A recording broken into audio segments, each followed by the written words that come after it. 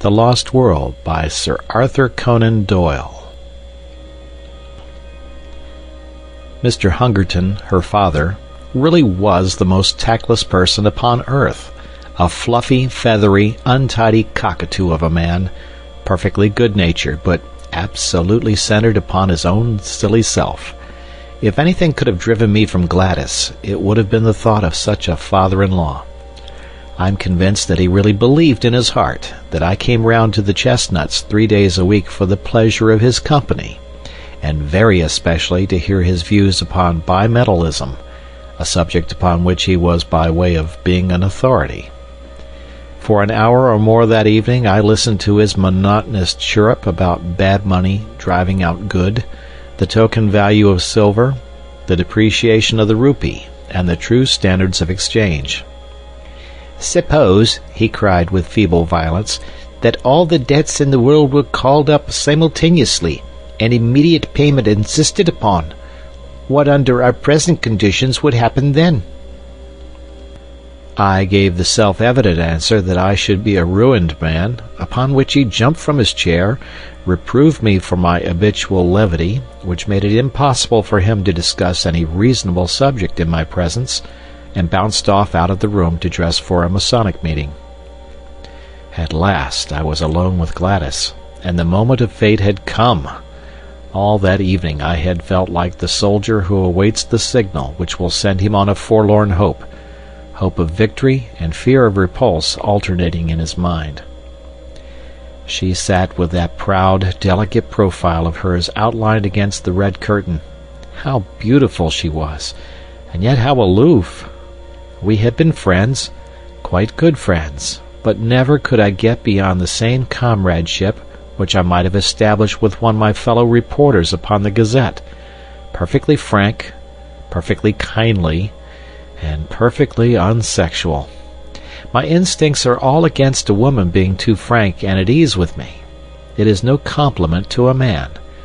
Where the real sex feeling begins, timidity and distrust are its companions, heritage from old wicked days when love and violence went often hand in hand.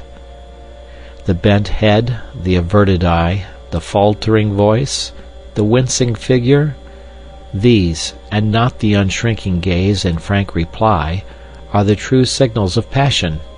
Even in my short life I had learned as much as that, or had inherited it in that race memory which we call instinct.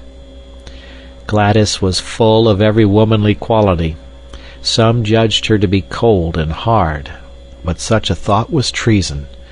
That delicately bronzed skin, almost oriental in its coloring, that raven hair, the large liquid eyes, the full but exquisite lips, all the stigmata of passion were there, but I was sadly conscious that up to now I had never found the secret of drawing it forth. However, come what might, I should have done with suspense and bring matters to a head to-night.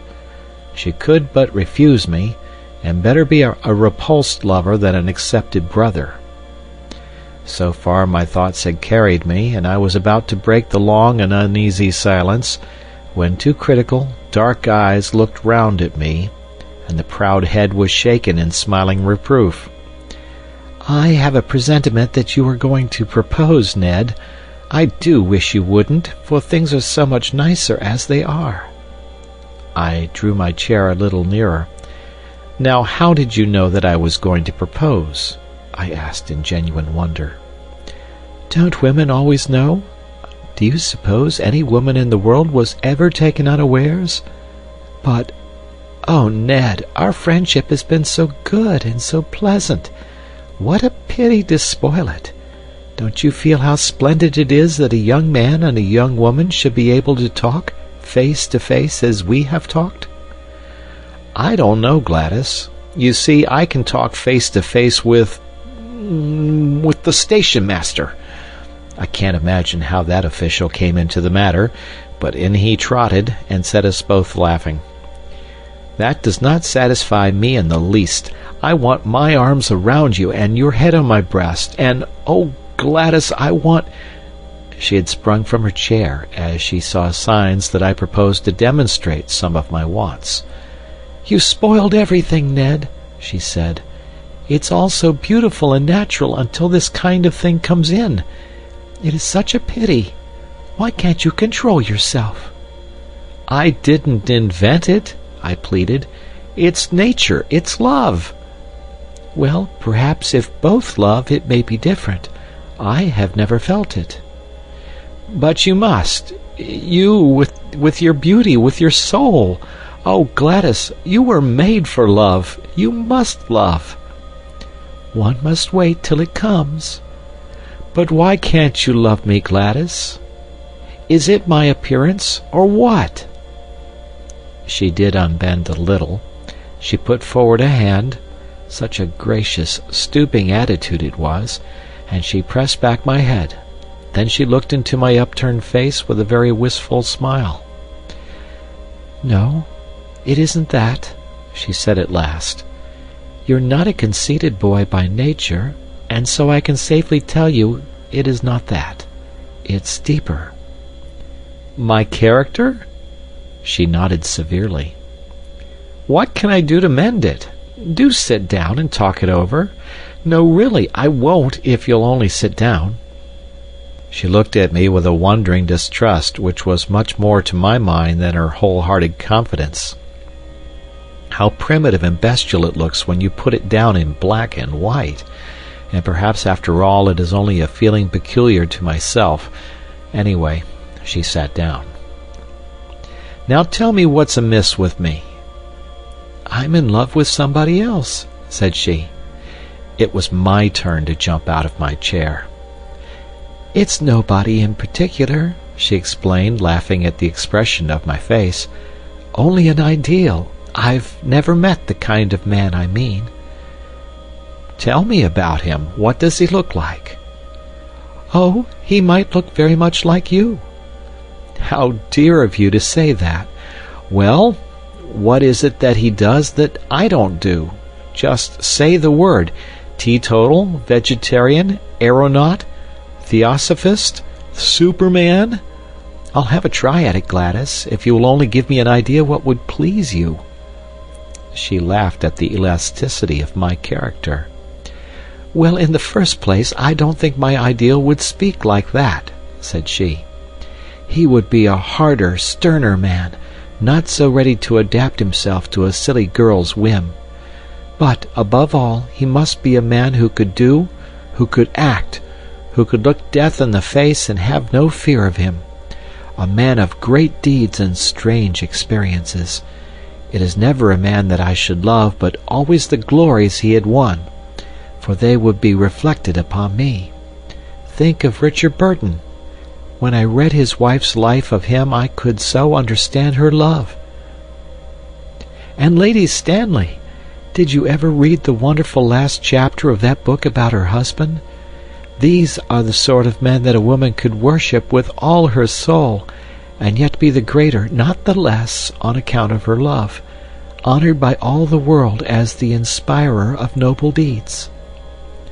She looked so beautiful in her enthusiasm that I nearly brought down the whole level of the interview. I gripped myself hard, and went on with the argument. "We can't all be Stanleys and Burtons," said I. "Besides, we don't get the chance. At least, I never had the chance. If I did, I should try to take it."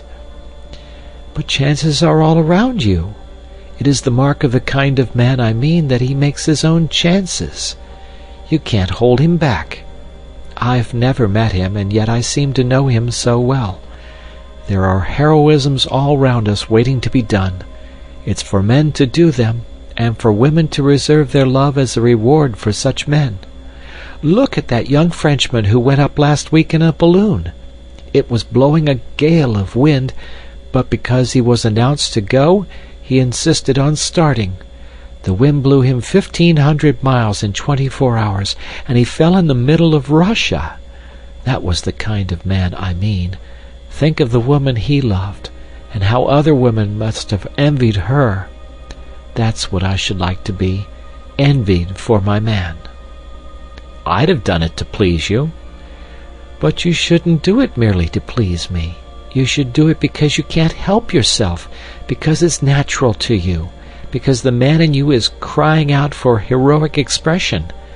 Now, when you described the Wigan coal explosion last month, could you not have gone down and helped those people in spite of the choke damp?" "I did." "You never said so." "There was nothing worth bucking about." "I didn't know." She looked at me with rather more interest. "That was brave of you." "I had to. If you want to write good copy, you must be where the things are." "What a prosaic motive. It seems to take all the romance out of it. But still, whatever your motive, I am glad that you went down that mine." She gave me her hand, but with such sweetness and dignity that I could only stoop and kiss it. "I dare say I am merely a foolish woman with a young girl's fancies, and yet it is so real with me, so entirely part of my very self, that I cannot help acting upon it. If I marry, I do want to marry a famous man." "Why should you not?" I cried. "It is women like you who brace men up. Give me a chance, and see if I will take it. Besides, as you say, men ought to make their own chances, and not wait until they are given. Look at Clive, just a clerk, and he conquered India. By George, I'll do something in the world yet." She laughed at my sudden Irish effervescence. "Why not?" she said. "You have everything a man could have: youth, health, strength, education, energy. I was sorry you spoke, and now I am glad, so glad, if it wakens those thoughts in you." "And if I do?" Her dear hand rested like warm velvet upon my lips. "Not another word, sir. You should have been at the office for evening duty half an hour ago, only I hadn't the heart to remind you. Some day, perhaps, when you have won your place in the world, we shall talk it over again." And so it was that I found myself that foggy November evening pursuing the Camberwell tram with my heart glowing within me, and with the eager determination that not another day should elapse before I should find some deed which was worthy of my lady. But who in all this wide world could ever have imagined the incredible shape which that deed was to take, or the strange steps by which I was led to the doing of it? And, after all, this opening chapter will seem to the reader to have nothing to do with my narrative, and yet there would have been no narrative without it, for it is only when a man goes out into the world with the thought that there are heroisms all round him, and with a desire all alive in his heart to follow any which may come within sight of him, that he breaks away as I did from the life he knows, and ventures forth into the wonderful mystic twilight land where lie the great adventures and the great rewards. Behold me, then, at the office of the Daily Gazette, on the staff of which I was a most insignificant unit, with the settled determination that very night, if possible, to find the quest which should be worthy of my Gladys. Was it hardness, was it selfishness, that she should ask me to risk my life for her own glorification? Such thoughts may come to middle age, but never to ardent 23 in the fever of his first love. I always liked McArdle, the crabbed, old, round-backed, red-headed news editor, and I rather hoped that he liked me. Of course, Beaumont was the real boss, but he lived in the rarefied atmosphere of some Olympian height from which he could distinguish nothing smaller than an international crisis or a split in the cabinet. Sometimes we saw him passing in lonely majesty to his inner sanctum, with his eyes staring vaguely and his mind hovering over the Balkans or the Persian Gulf. He was above and beyond us. But McArdle was his first lieutenant, and it was he that we knew. The old man nodded as I entered the room, and he pushed his spectacles far up on his bald forehead. "Well, Mr. Malone, from all I hear, you seem to be doing very well," said he in his kindly Scotch accent. I thanked him. "The colliery explosion was excellent. So was the Southwark fire. You have the true descriptive touch. What did you want to see me about?" "To ask a favor." He looked alarmed, and his eyes shunned mine. "Tut, tut, what is it? Do you think, sir, that you could possibly send me on some mission for the paper? I would do my best to put it through and get you some good copy. What sort of mission had you in mind, Mr. Malone? Well, sir, anything that had adventure and danger in it. I really would do my very best. The more difficult it was, the better it would suit me. You seem very anxious to lose your life. To justify my life, sir. Dear me, Mr. Malone, this is very exalted. I'm afraid that the day for this sort of thing is rather past. The expense of the special mission business hardly justifies the result, and of course, in any case it would only be an experienced man with a name that would command public confidence who would get such an order. The big blank spaces in the map are all being filled in, and there's no room for romance anywhere. Wait a bit, though, he added with a sudden smile upon his face. Talking of the blank spaces of the map gives me an idea. What about exposing a fraud, a modern Munchausen, and making him ridiculous? You could show him up as the liar that he is. Eh, man, it would be fine. How does it appeal to you? Anything, anywhere, I care nothing. McArdle was plunged in thought for some minutes. I wonder whether you could get on friendly, or at least on talking terms with the fellow, he said at last. You seem to have a sort of genius for establishing relations with people. Sympathy, I suppose, or animal magnetism, or youthful vitality, or something. I am conscious of it myself. You are very good, sir. So why should you not try your luck with Professor Challenger of Enmore Park? I dare say I looked a little startled. Challenger, I cried. Professor Challenger, the famous zoologist? Wasn't he the man who broke the skull of Blundell, of the Telegraph? The news editor smiled grimly. Do you mind? Didn't you say it was adventures you were after? It is all in the way of business, sir, I answered. Exactly. I don't suppose he can always be so violent as that. I'm thinking that Blundell got him at the wrong moment, maybe, or in the wrong fashion. You may have better luck, or more tact in handling him. There's something in your line there, I'm sure, and the Gazette should work it. I really know nothing about him, said I. I only remember his name in connection with the police court proceedings for striking Blundell. I have a few notes for your guidance, Mr. Malone. I've had my eye on the professor for some little time. He took a paper from a drawer. Here is a summary of his record. I give it to you briefly. Challenger, George Edward. Born. Largs, N.B., 1863. Education, Largs Academy, Edinburgh University. British Museum Assistant, 1892. Assistant Keeper of Comparative Anthropology Department, 1893. Resigned after acrimonious correspondence, same year. Winner of Crayston's Medal for Zoological Research. Foreign member of, well, quite a lot of things, about 2 inches of small type. Société Belge, American Academy of Sciences, La Plata, etc., etc. Ex-President, Paleontological Society. Section H, British Association, as so on and so on.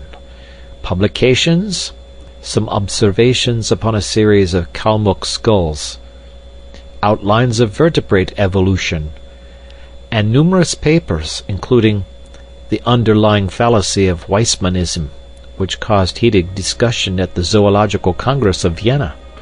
Recreations, walking, alpine climbing. Address, Enmore Park, Kensington, W. There, take it with you. I've nothing more for you tonight. I pocketed the slip of paper. One moment, sir, I said, as I realized that it was a pink bald head and not a red face which was fronting me. I am not very clear yet why I am to interview this gentleman. What has he done? The face flashed back again. Went to South America on a solitary expedition 2 years ago. Came back last year. had undoubtedly been to South America, but refused to say exactly where. Began to tell his adventures in a vague way, but somebody started to pick holes, and he just shut up like an oyster. Something wonderful happened, or the man's a champion liar, which is the more probable supposition. Had some damaged photographs, said to be fakes. Got so touchy that he assaults anyone who asks questions, and heaves reporters down the stairs. In my opinion, he's just a homicidal megalomaniac with a turn for science. That's your man, Mr. Malone. Now, off you run, and see what you can make of him. You're big enough to look after yourself. Anyway, you are all safe. Employers' Liability Act, you know. A grinning red face turned once more into a pink oval, fringed with gingery fluff. The interview was at an end.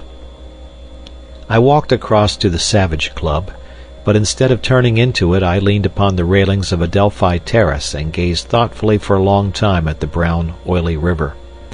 I can always think most sanely and clearly in the open air. I took out the list of Professor Challenger's exploits, and I read it over under the electric lamp. Then I had what I can only regard as an inspiration.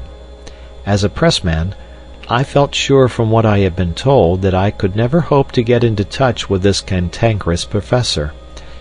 But these recriminations, twice mentioned in his skeleton biography, could only mean that he was a fanatic in science. Was there not an exposed margin there upon which he might be accessible? I would try. I entered the club. It was just after 11, and the big room was fairly full, though the rush had not yet set in. I noticed a tall, thin, angular man seated in an armchair by the fire. He turned as I drew my chair up to him. It was the man of all others whom I should have chosen, Tarp Henry, of the staff of nature, a thin, dry, leathery creature who was full, to those who knew him, of kindly humanity. I plunged instantly into my subject.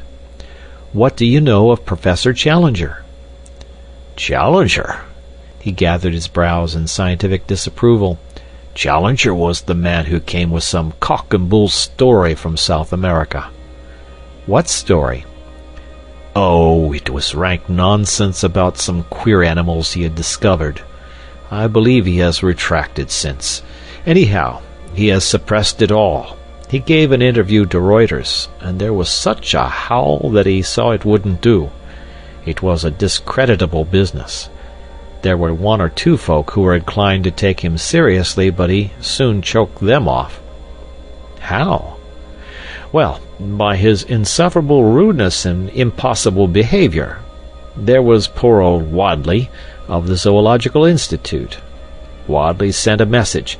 'The President of the Zoological Institute presents his compliments to Professor Challenger, and would take it as a personal favor if he would do them the honor to come to their next meeting.' The answer was unprintable." "You don't say."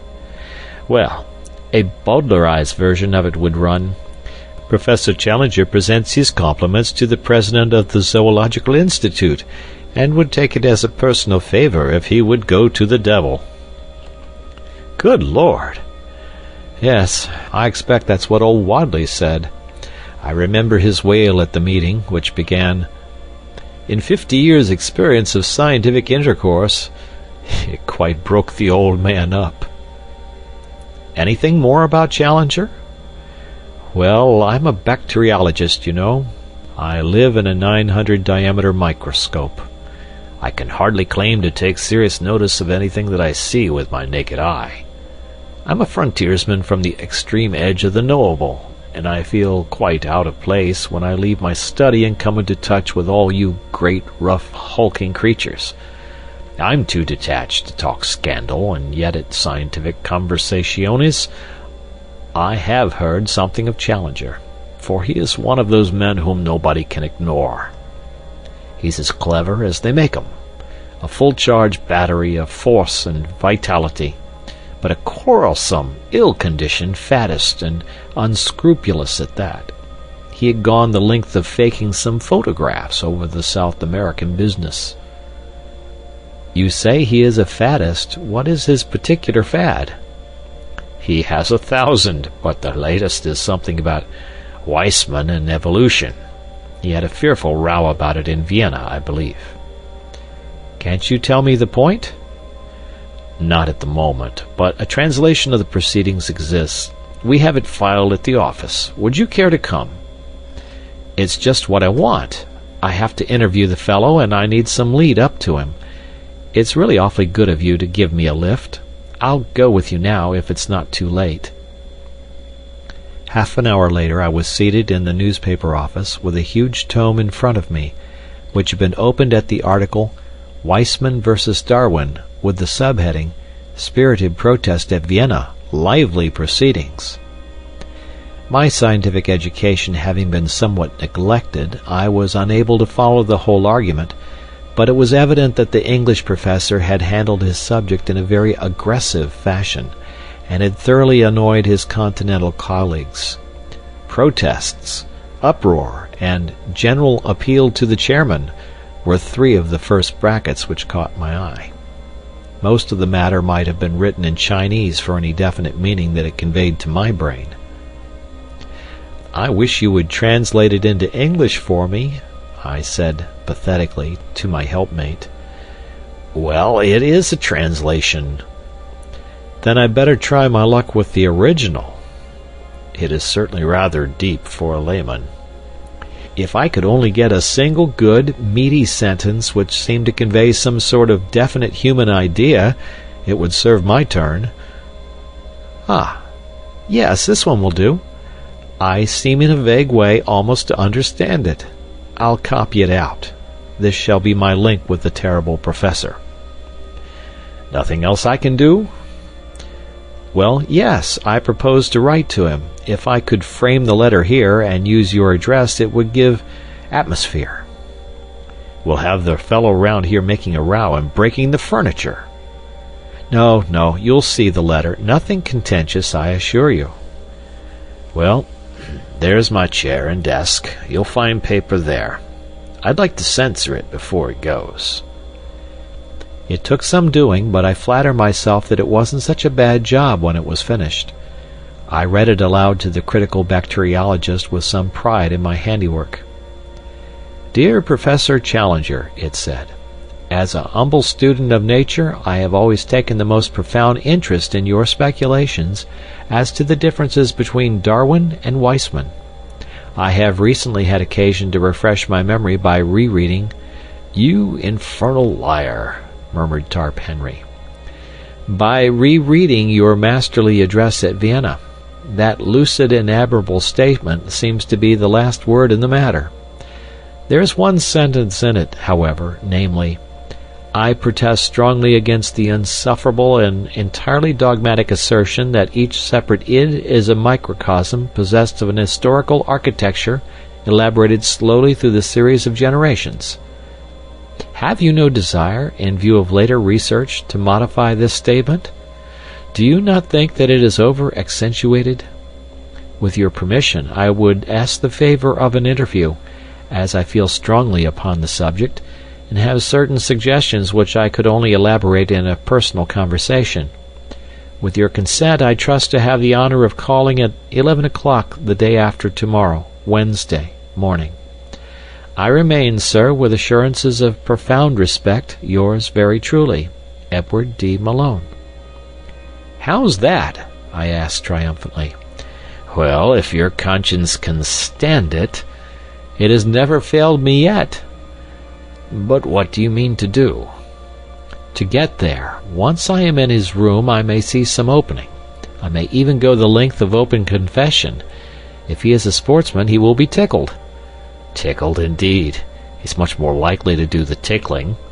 Chainmail or an American football suit, that's what you'll want. Well, goodbye. I'll have the answer for you here on Wednesday morning, if he ever deigns to answer you. He is a violent, dangerous, cantankerous character, hated by everyone who comes across him, and the butt of the students, so far as they dare to take a liberty with him. Perhaps it would be best for you if you never heard from the fellow at all. my friend's fear or hope was not destined to be realized. When I called on Wednesday there was a letter with the West Kensington postmark upon it, and my name scrawled across the envelope in a handwriting which looked like a barbed wire railing. The contents were as follows: Enmore Park, W.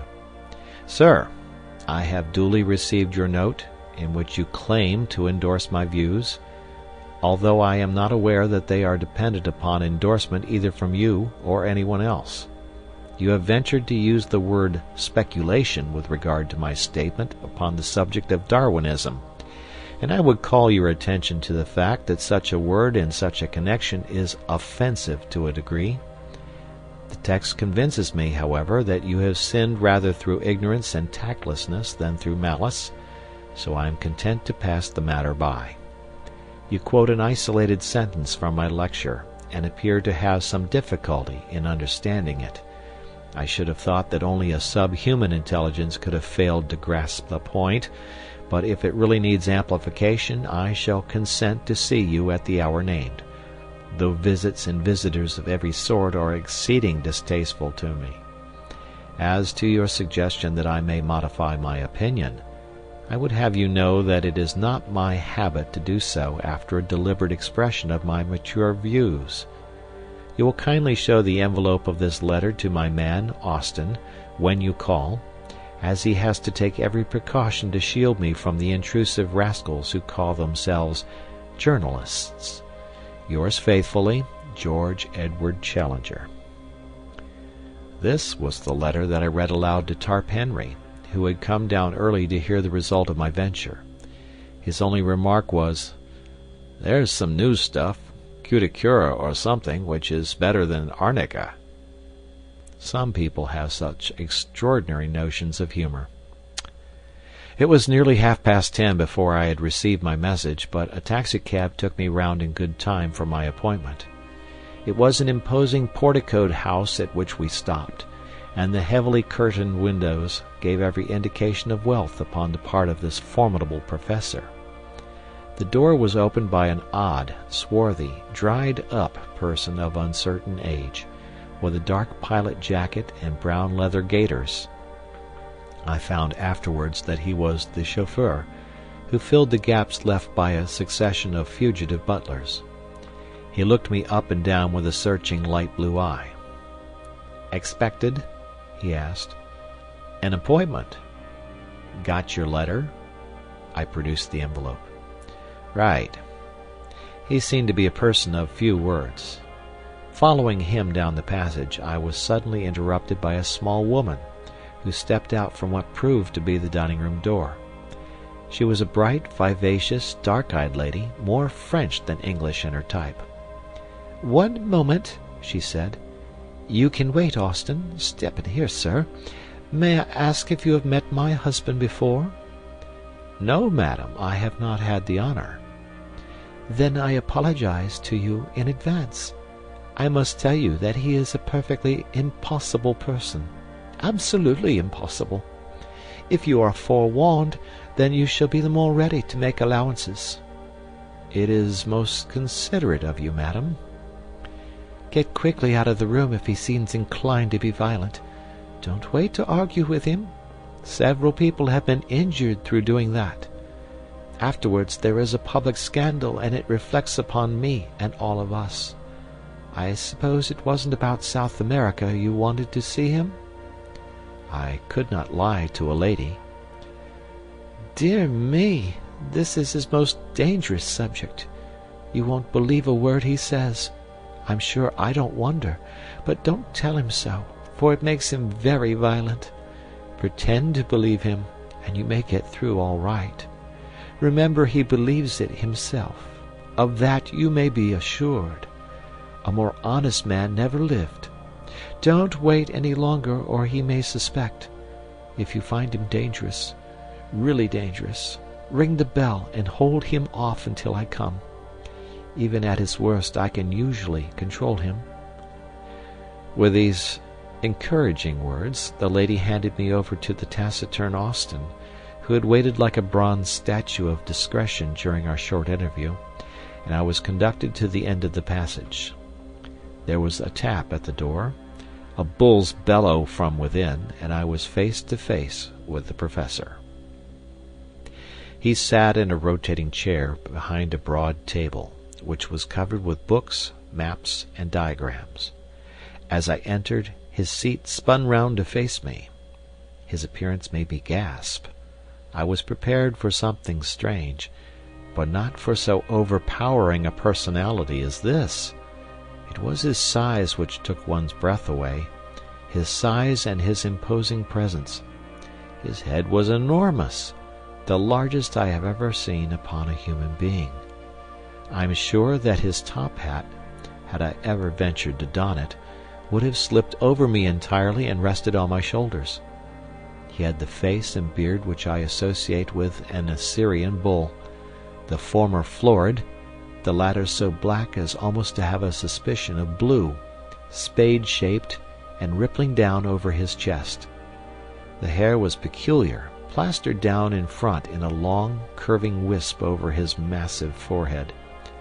The eyes were blue-gray under great black tufts, very clear, very critical, and very masterful. A huge spread of shoulders and a chest like a barrel were the other parts of him which appeared above the table, save for two enormous hands covered with long black hair. This and a bellowing, roaring, rumbling sound made up my first impression of the notorious Professor Challenger. "Well," said he, with a most insolent stare, "what now?" I must keep up my deception for at least a little time longer, otherwise here was evidently an end of the interview. "You were good enough to give me an appointment, sir," said I, humbly, producing his envelope. He took my letter from his desk and laid it out before him. "Oh, you are the young person who cannot understand plain English, are you? My general conclusions you are good enough to approve, as I understand." "Entirely, sir, entirely." I was very emphatic. "Dear me, that strengthens my position very much, does it not? Your age and appearance make your support doubly valuable.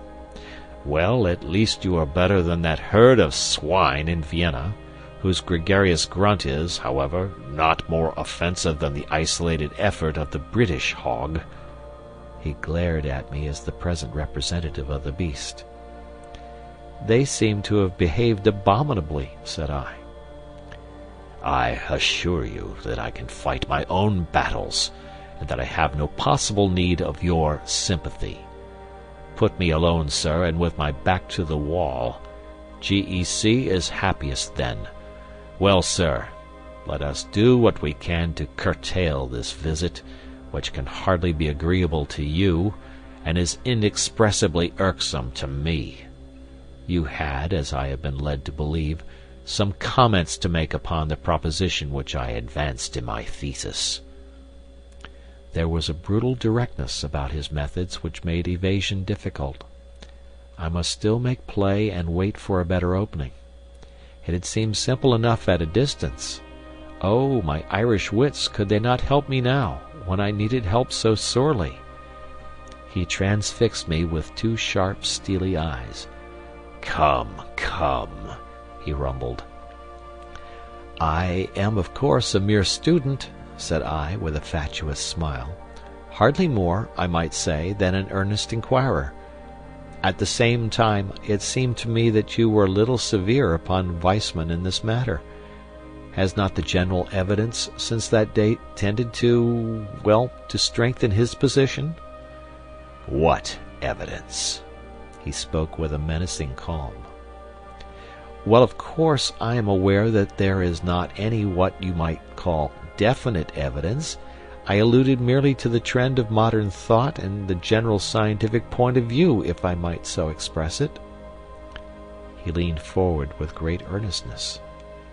"I suppose you are aware," said he, checking off points upon his fingers, "that the cranial index is a constant factor?" "Naturally," said I. "And that telegony is still sub judice?" "Undoubtedly." "And that the germ plasm is different from the parthenogenetic egg?" "Why, surely," I cried, and gloried in my own audacity. "But what does that prove?" he asked in a gentle, persuasive voice. "Ah, what indeed?" I murmured. "What does it prove?" "Shall I tell you?" he cooed. "Pray do." "It proves," he roared, with a sudden blast of fury, "that you are the damnedest impostor in London, a vile, crawling journalist, who has no more science than he has decency in his composition." He had sprung to his feet with a mad rage in his eyes. Even at that moment of tension I found time for amazement at the discovery that he was quite a short man, his head not higher than my shoulder, a stunted Hercules whose tremendous vitality had all run to depth, breadth, and brain. "Gibberish!" he cried, leaning forward, with his fingers on the table and his face projecting. "That's what I have been talking to you, sir. Scientific gibberish. Did you think you could match cunning with me? You with your walnut of a brain? You think you are omnipotent, you infernal scribblers, don't you? That your praise can make a man and your blame can break him. We must all bow to you and try to get a favorable word, must we? This man shall have a leg up, and this man shall have a dressing down. Creeping vermin, I know you. You've got out of your station. Time was when your ears were clipped. You've lost your sense of proportion. Swollen gas-bags, I'll keep you in your proper place. Yes, sir, you haven't got over GEC. There's one man who is still your master. He warned you off, but if you will come, by the Lord you do it at your own risk. Forfeit, my good Mr. Malone. I claim forfeit. You have played a rather dangerous game, and it strikes me that you have lost it." "Oh, look here, sir," said I, backing to the door and opening it. "You can be as abusive as you like, but there is a limit. You shall not assault me." "Shall I not?"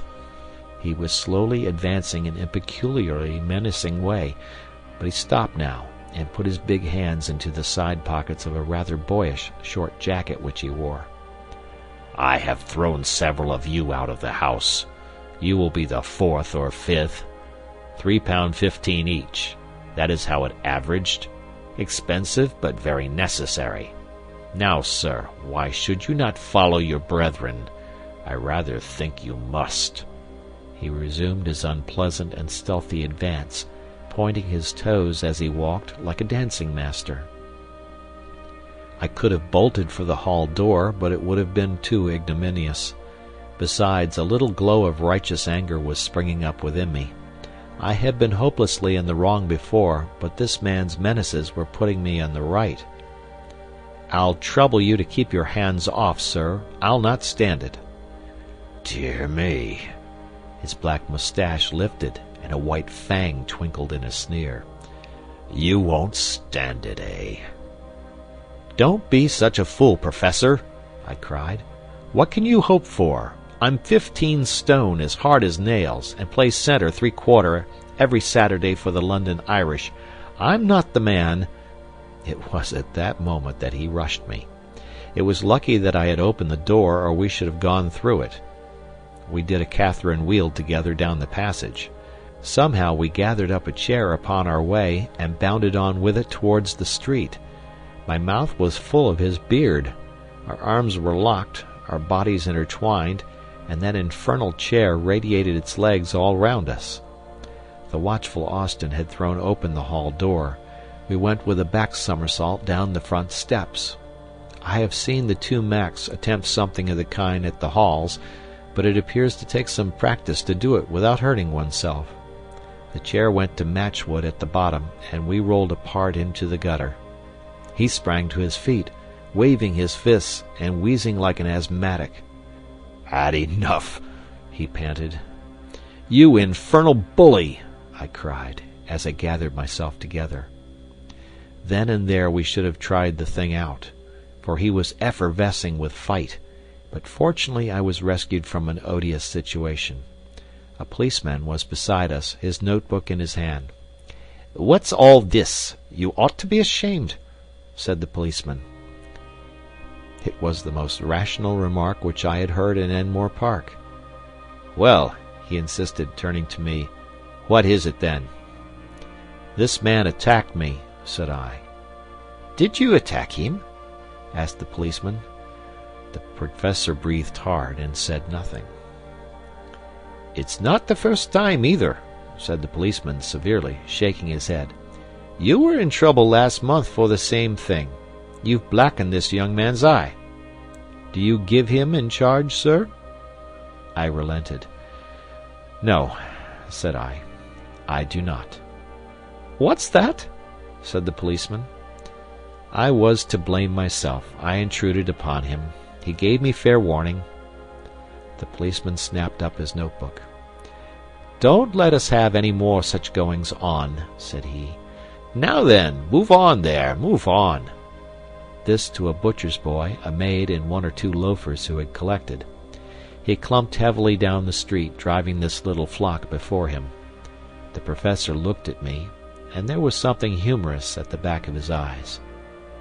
"Come in," said he. "I've not done with you yet." The speech had a sinister sound, but I followed him none the less into the house. The manservant, Austin, like a wooden image, closed the door behind us. End of chapter.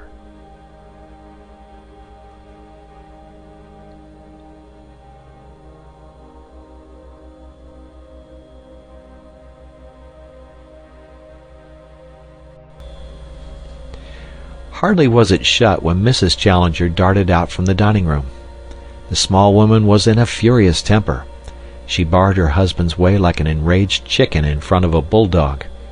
It was evident that she had seen my exit, but had not observed my return.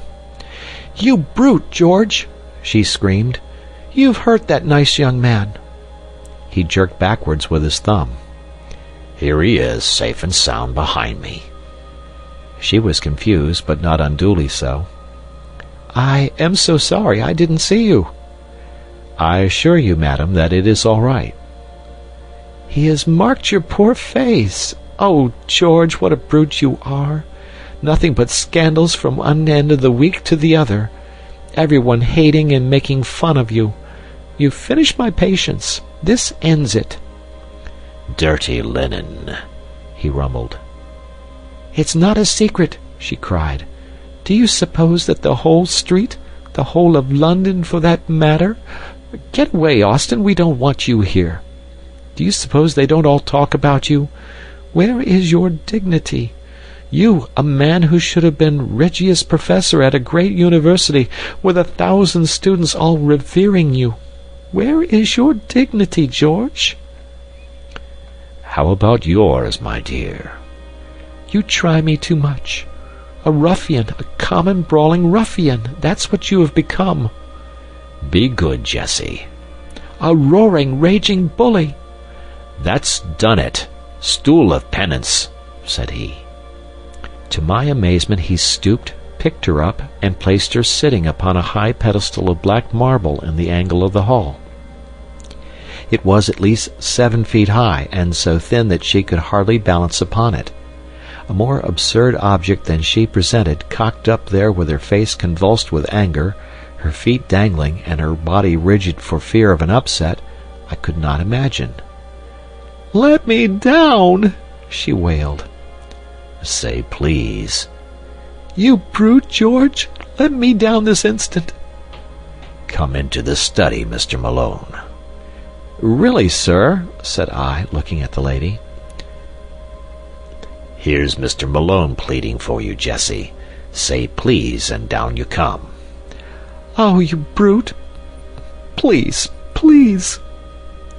"You must behave yourself, dear. Mr. Malone is a pressman. He will have it all in his rag tomorrow and sell an extra dozen among our neighbors. Strange story of high life. You felt fairly high on that pedestal, did you not? Then a subtitle. Glimpse of a singular menage. He's a foul feeder, is Mr. Malone, a carrion eater like all of his kind.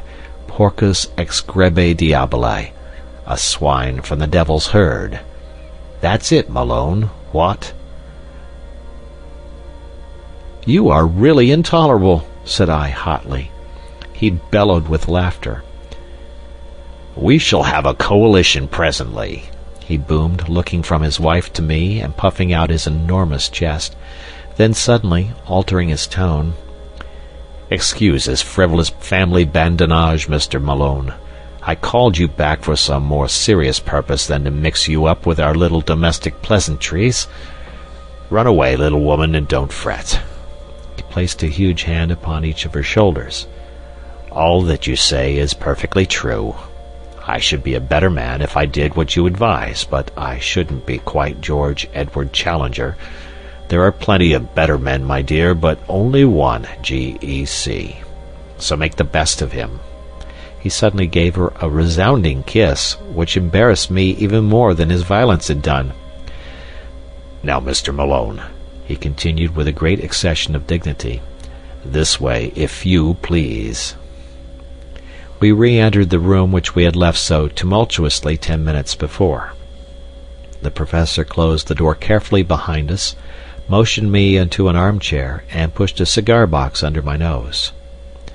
"Real San Juan Colorado," he said. "Excitable people like you are the better for narcotics. Heavens, don't bite it.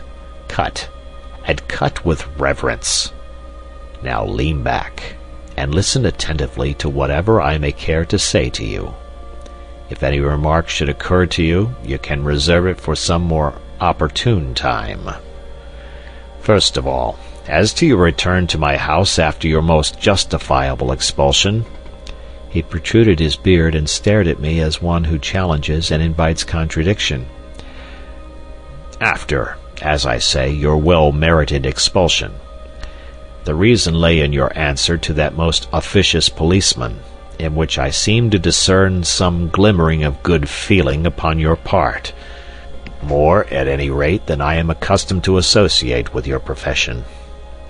In admitting that the fault of the incident lay with you, you gave some evidence of a certain mental detachment and breadth of view which attracted my favorable notice. The subspecies of the human race to which you unfortunately belong has always been below my mental horizon. Your words brought you suddenly above it. You swam up into my serious notice. For this reason I asked you to return with me, as I was minded to make your further acquaintance. You will kindly deposit your ash in the small Japanese tray on the bamboo table which stands at your left elbow." All this he boomed forth like a professor addressing his class.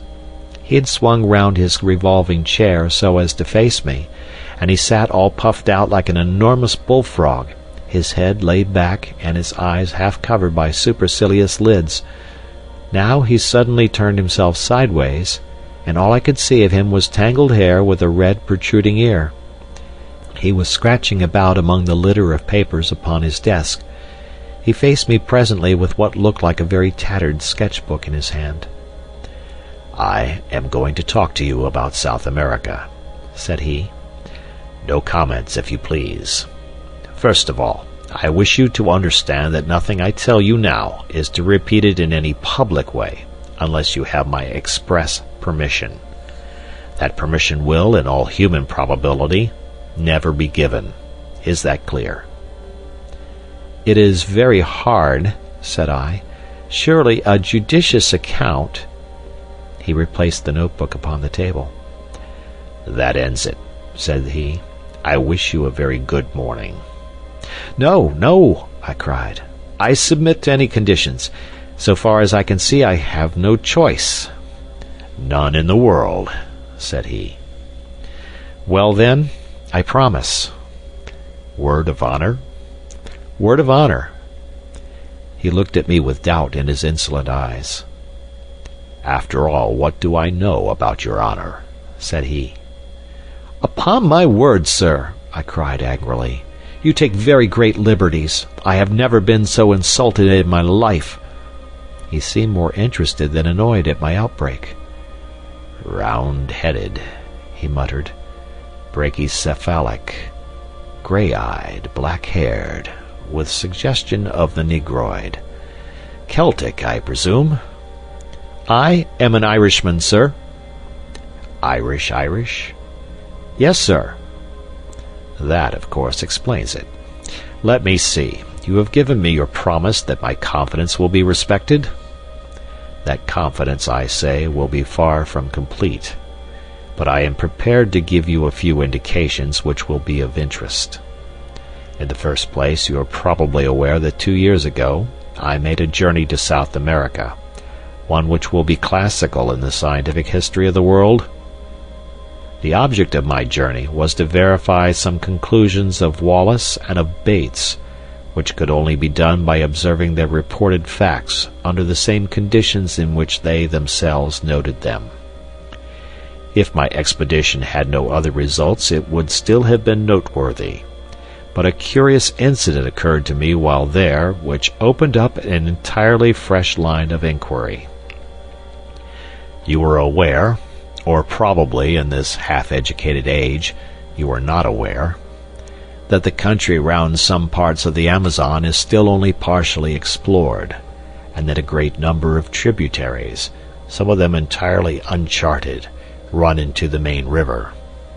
It was my business to visit this little-known back country and to examine its fauna, which furnished me with the materials for several chapters for that great and monumental work upon zoology which will be my life's justification. I was returning, my work accomplished, when I had occasion to spend a night at a small Indian village at a point where a certain tributary, the name and position of which I withhold, opens into the main river. The natives were Kukama Indians, an amiable but degraded race, with mental powers hardly superior to the average Londoner. I had effected some cures among them upon my way up the river, and had impressed them considerably with my personality, so that I was not surprised to find myself eagerly awaited upon my return. I gathered from their signs that someone had urgent need of my medical services, and I followed the chief to one of his huts. When I entered, I found that the sufferer to whose aid I had been summoned had that instant expired. He was, to my surprise, no Indian, but a white man. Indeed, I may say a very white man, for he was flaxen-haired, and had some characteristics of an albino. He was clad in rags, was very emaciated, and bore every trace of prolonged hardship. So far as I could understand the account of the natives, he was a complete stranger to them, and had come upon their village through the woods alone, and in the last stage of exhaustion. The man's knapsack lay beside the couch, and I examined the contents. His name was written upon a tab within it: Maple White, Lake Avenue, Detroit, Michigan. It is a name to which I am prepared always to lift my hat. It is not too much to say that it will rank level with my own when the final credit of this business comes to be apportioned. From the contents of the knapsack it was evident that this man had been an artist and poet in search of effects. There were scraps of verse. I do not profess to be a judge of such things, but they appeared to me to be singularly wanting in merit. There was also some rather commonplace pictures of river scenery, a paint-box, a box of colored chalks, some brushes, that curved bone which lies upon my inkstand, a volume of Baxter's Moths and Butterflies, a cheap revolver, and a few cartridges. Of personal equipment he either had none or he had lost it in his journey. Such were the total effects of this strange American bohemian. I was turning away from him when I observed that something projected from the front of his ragged jacket. It was this sketch-book, which was as dilapidated then as you see it now. Indeed, I can assure you that a first folio of Shakespeare could not be treated with greater reverence than this relic has been since it came into my possession. I hand it to you now, and I ask you to take it page by page, and to examine the contents." He helped himself to a cigar, and leaned back with a fiercely critical pair of eyes, taking note of the effect which this document would produce. I had opened the volume with some expectation of a revelation, though of what nature I could not imagine. The first page was disappointing, however, as it contained nothing but the picture of a very fat man in a pea-jacket, with the legend, "Jimmy Culver on the mail-boat," written beneath it. There followed several pages which were filled with small sketches of Indians and their ways. Then came a picture of a cheerful and corpulent ecclesiastic in a shovel hat, sitting opposite a very thin European, and the inscription, "Lunch with Fra Cristofero at Rosario." Studies of women and babies accounted for several more pages, and then there was an unbroken series of animal drawings with such explanations as manatee upon sandbank, turtles and their eggs, black ajouti under a mariti palm, the matter disclosing some sort of pig-like animal.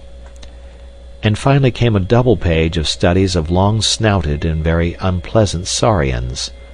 I could make nothing of it, and said so to the professor. "Surely these are only crocodiles." "Alligators, alligators. There's hardly such a thing as a true crocodile in South America. The distinction between them—" "I meant that I could see nothing unusual, nothing to justify what you have said." He smiled serenely. "Try the next page," said he. I was still unable to sympathize. It was a full-page sketch of a landscape roughly tinted in color, the kind of painting which an open-air artist takes as a guide to a future more elaborate effort. There was a pale green foreground of feathery vegetation, which sloped upwards and ended in a line of cliffs dark red in color, and curiously ribbed like some basaltic formations which I have seen. They extended in an unbroken wall right across the background. At one point was an isolated pyramidal rock, crowned by a great tree, which appeared to be separated by a cleft from the main crag. Behind it all, a blue tropical sky.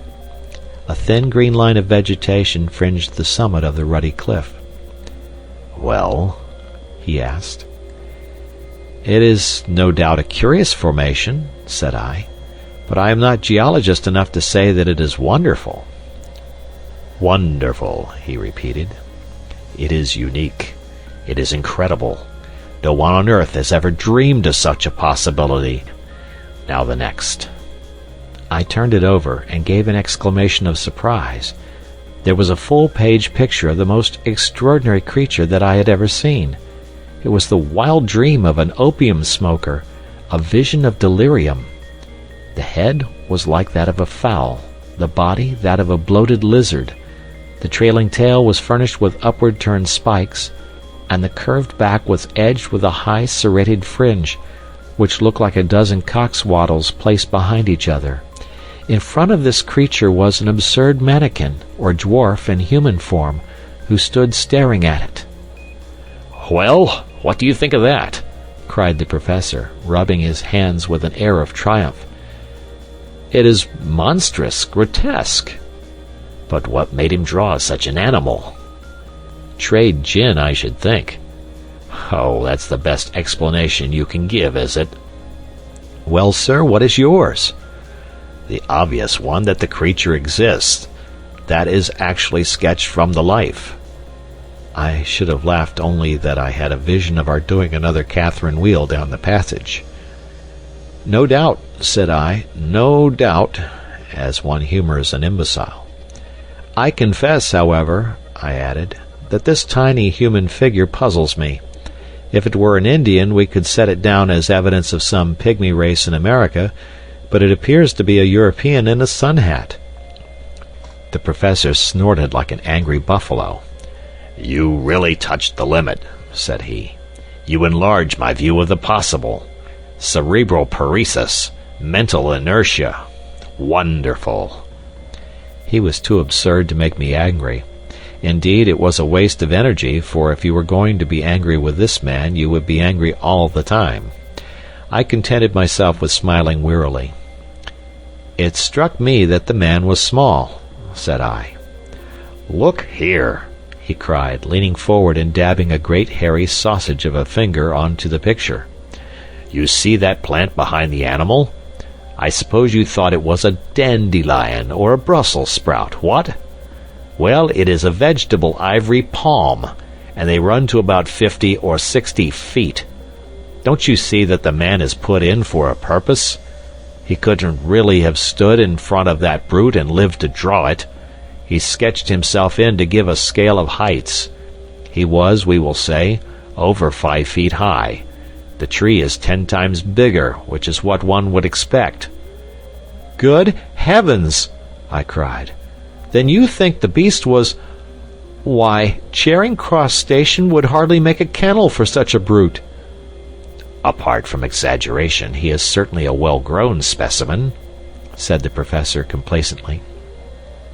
But, I cried, surely the whole experience of the human race is not to be set aside on account of a single sketch. I had turned over the leaves and ascertained that there was nothing more in the book. A single sketch by a wandering American artist who may have done it under hashish or in the delirium of fever or simply in order to gratify a freakish imagination. You can't, as a man of science, defend such a position as that. For answer, the professor took a book down from a shelf. This is an excellent monograph by my gifted friend, Ray Lankester, said he. There is an illustration here which would interest you. Ah, yes, here it is. The inscription beneath it runs, Probable appearance in life of the Jurassic dinosaur, Stegosaurus. The hind leg alone is twice as tall as a full-grown man. Well, what do you make of that? He handed me the open book. I started as I looked at the picture. In this reconstructed animal of a dead world there was certainly a very great resemblance to the sketch of the unknown artist. That is certainly remarkable, said I. But you won't admit that it is final? Surely it might be a coincidence, or this American may have seen a picture of the kind and carried it in his memory. It would be likely to recur to a man in a delirium. Very good, said the professor indulgently. We leave it at that. I will now ask you to look at this bone. He handed over the one which he had already described as part of the dead man's possessions. It was about 6 inches long and thicker than my thumb, with some indications of dried cartilage at one end of it. To what known creature does that bone belong? Asked the professor. I examined it with care and tried to recall some half-forgotten knowledge. It might be a very thick human collarbone, I said. My companion waved his hand in contemptuous deprecation. The human collarbone is curved. This is straight. There is a groove upon its surface, showing that a great tendon played across it, which could not be the case with a clavicle. Then I must confess that I don't know what it is. You need not be ashamed to expose your ignorance, for I don't suppose the whole South Kensington staff could give a name to it. He took a little bone the size of a bean out of a pillbox. So far as I am a judge, this human bone is the analogue of the one which you hold in your hand. That will give you some idea of the size of the creature. You will observe from the cartilage that this is no fossil specimen, but recent. What do you say to that? Surely in an elephant... He winced as if in pain. Don't talk of elephants in South America. Even in these days of board schools... Well, I interrupted. Any large South American animal, a tapir, for example. You may take it, young man, that I am versed in the elements of my business. This is not a conceivable bone either of a tapir or any other creature known to zoology. It belongs to a very large, a very strong, and by all analogy, a very fierce animal which exists upon the face of the earth, but has not yet come under the notice of science. You are still unconvinced? I am at least deeply interested. Then your case is not hopeless. I feel that there is reason lurking in you somewhere, so we will patiently grope round for it. You will now leave the dead American and proceed with my narrative. You can imagine that I could hardly come away from the Amazon without probing deeper into the matter. There were indications as to the direction from which the dead traveler had come. Indian legends would alone have been my guide, for I found that rumors of a strange land were common among all the riverine tribes. You have heard, no doubt, of Curupuri? Never.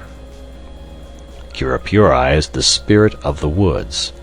Something terrible, something malevolent, something to be avoided. None can describe its shape or nature, but it is a word of terror along the Amazon. Now all tribes agree as to the direction in which Curupuri lives. It was the same direction from which the American had come. Something terrible lay that way. It was my business to find out what it was. What did you do? My flippancy was all gone. This massive man compelled one's attention and respect.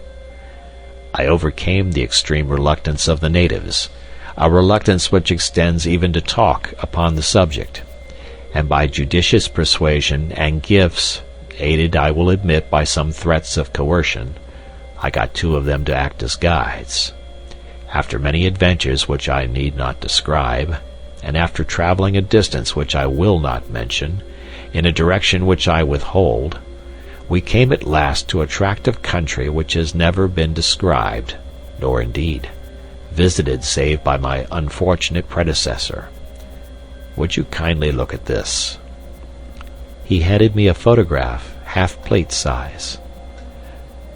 The unsatisfactory appearance of it is due to the fact, said he, that on descending the river, the boat was upset and the case which contained the undeveloped films was broken, with disastrous results. Nearly all of them were totally ruined, an irreparable loss. This is one of the few which partially escaped. This explanation of deficiencies or abnormalities you will kindly accept. There was talk of faking. I am not in a mood to argue such a point. The photograph was certainly very off-colored. An unkind critic might easily have misinterpreted that dim surface. It was a dull gray landscape, and as I gradually deciphered the details of it, I realized that it represented a long and enormously high line of cliffs, exactly like an immense cataract seen in the distance, with a sloping, tree-clad plain in the foreground. "I believe it is the same place as the painted picture," said I. "It is the same place," the professor answered. "I found traces of the fellow's camp. Now look at this." It was a nearer view of the same scene, though the photograph was extremely defective. I could distinctly see the isolated, tree-crowned pinnacle of rock which was detached from the crag. "I have no doubt of it at all," said I. "Well, that is something gained," said he. "We progress, do we not? Now, will you please look at the top of that rocky pinnacle? Do you observe something there?" "An enormous tree." "But on the tree?" "A large bird," said I. He handed me a lens. "Yes," I said, peering through it. "A large bird stands on the tree. It appears to have a considerable beak. I should say it was a pelican." "I cannot congratulate you upon your eyesight," said the professor. "It is not a pelican, nor, indeed, is it a bird. It may interest you to know that I succeeded in shooting that particular specimen. It was the only absolute proof of my experiences which I was able to bring away with me." "You have it, then?" Here at last was tangible corroboration. "I had it. It was unfortunately lost with so much else in the same boat accident which ruined my photographs. I clutched at it as it disappeared in the swirl of the rapids, and part of its wing was left in my hand. I was insensible when washed ashore, but the miserable remnant of my superb specimen was still intact. I now lay it before you." From a drawer he produced what seemed to me to be the upper portion of the wing of a large bat. It was at least 2 feet in length, a curved bone, with a membranous veil beneath it. "A monstrous bat," I suggested. "Nothing of the sort," said the professor, severely. Living as I do in an educated and scientific atmosphere, I could not have conceived that the first principles of zoology were so little known. Is it possible that you do not know the elementary fact in comparative anatomy that the wing of a bird is really the forearm, while the wing of a bat consists of 3 elongated fingers with membranes between? Now, in this case, the bone is certainly not the forearm, and you can see for yourself that this is a single membrane hanging upon a single bone, and therefore that it cannot belong to a bat. But if it is neither bird nor bat, what is it? My small stock of knowledge was exhausted. I really do not know, said I. He opened the standard work to which he had already referred me. Here, said he, pointing to the picture of an extraordinary flying monster, is an excellent reproduction of the Dimorphodon, or pterodactyl, a flying reptile of the Jurassic period. On the next page is a diagram of the mechanism of its wing. Kindly compare it with the specimen in your hand. A wave of amazement passed over me as I looked. I was convinced. There could be no getting away from it. The cumulative proof was overwhelming. The sketch, the photographs, the narrative, and now the actual specimen. The evidence was complete. I said so. I said so warmly, for I felt that the professor was an ill-used man. He leaned back in his chair with drooping eyelids and a tolerant smile, basking in the sudden gleam of sunshine. "It's just the very biggest thing that I ever heard of," said I, though it was my journalistic rather than my scientific enthusiasm that was roused. "It is colossal. You are a Columbus of science who has discovered a lost world. I'm awfully sorry if I seem to doubt you. It was all so unthinkable. But I understand evidence when I see it, and this should be good enough for anyone." The professor purred with satisfaction. "And then, sir, what did you do next?" "It was the wet season, Mr. Malone, and my stores were exhausted. I explored some portion of this huge cliff, but I was unable to find any way to scale it. The pyramidal rock upon which I saw and shot the pterodactyl was more accessible. Being something of a cragsman, I did manage to get halfway to the top of that. From that height I had a better idea of the plateau upon the top of the crags. It appeared to be very large. Neither to east nor west could I see any end to the vista of green-capped cliffs. Below, it is a swampy, jungly region, full of snakes, insects, and fever. It is a natural protection to this singular country." "Did you see any other trace of life?" "No, sir, I did not. But during the week that we lay encamped at the base of the cliff, we heard some very strange noises from above." "But the creature that the American drew, how do you account for that?" "We can only suppose that he must have made his way to the summit and seen it there. We know, therefore, that there is a way up. We know equally that it must be a very difficult one. Otherwise the creatures would have come down and overrun the surrounding country. Surely that is clear." "But how did they come to be there?" "I do not think that the problem is a very obscure one," said the professor. "There can only be one explanation. South America is, as you may have heard, a granite continent.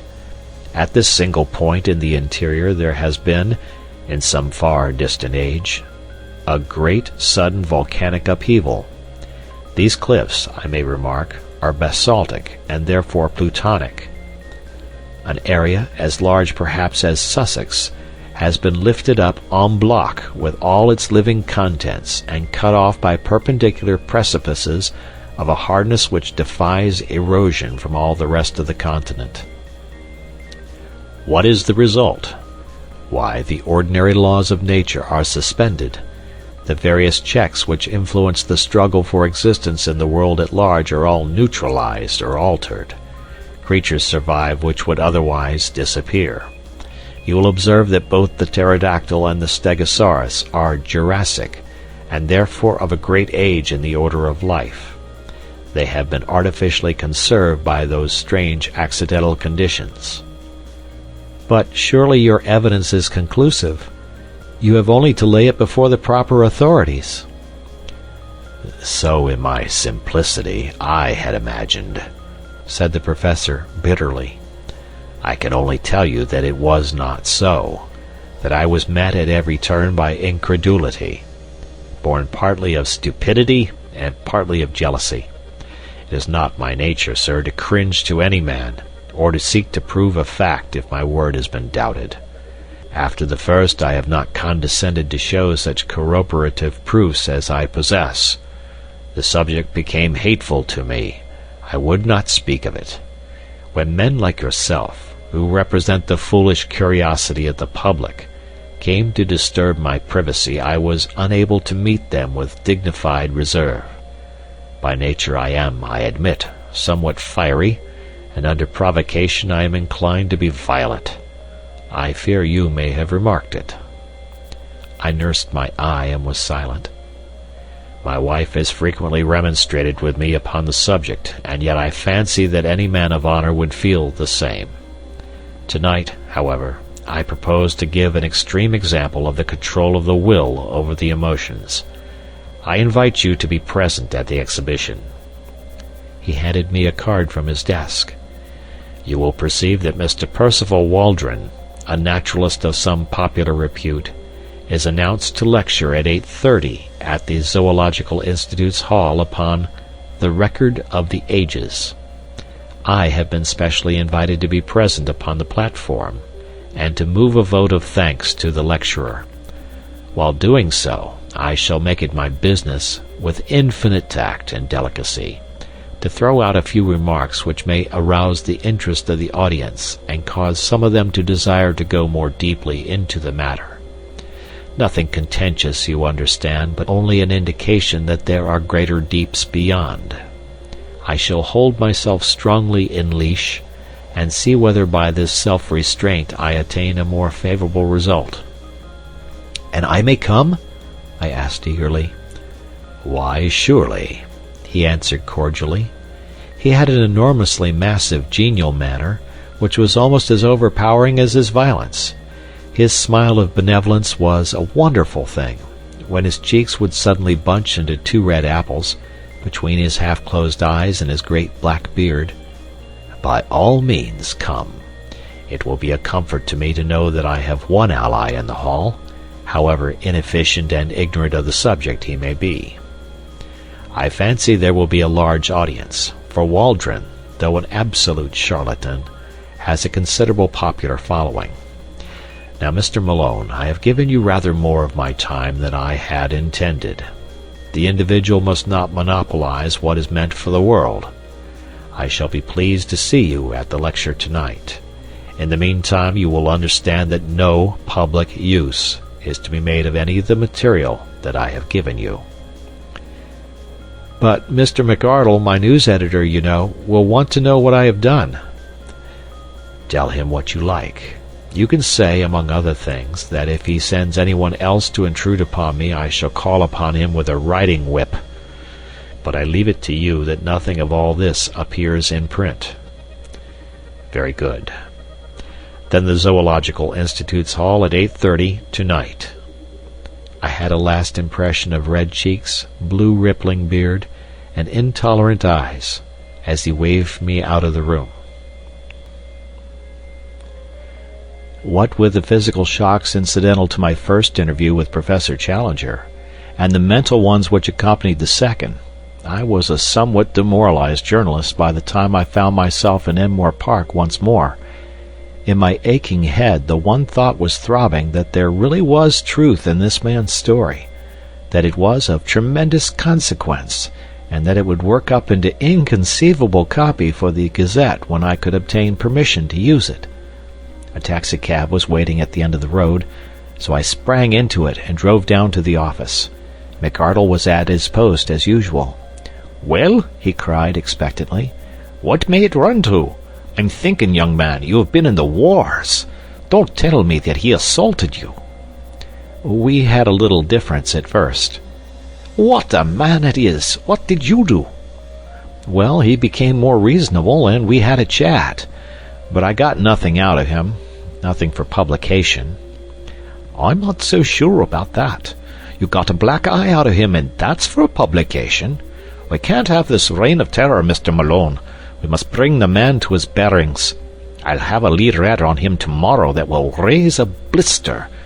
Just give me the material, and I will engage to brand the fellow forever.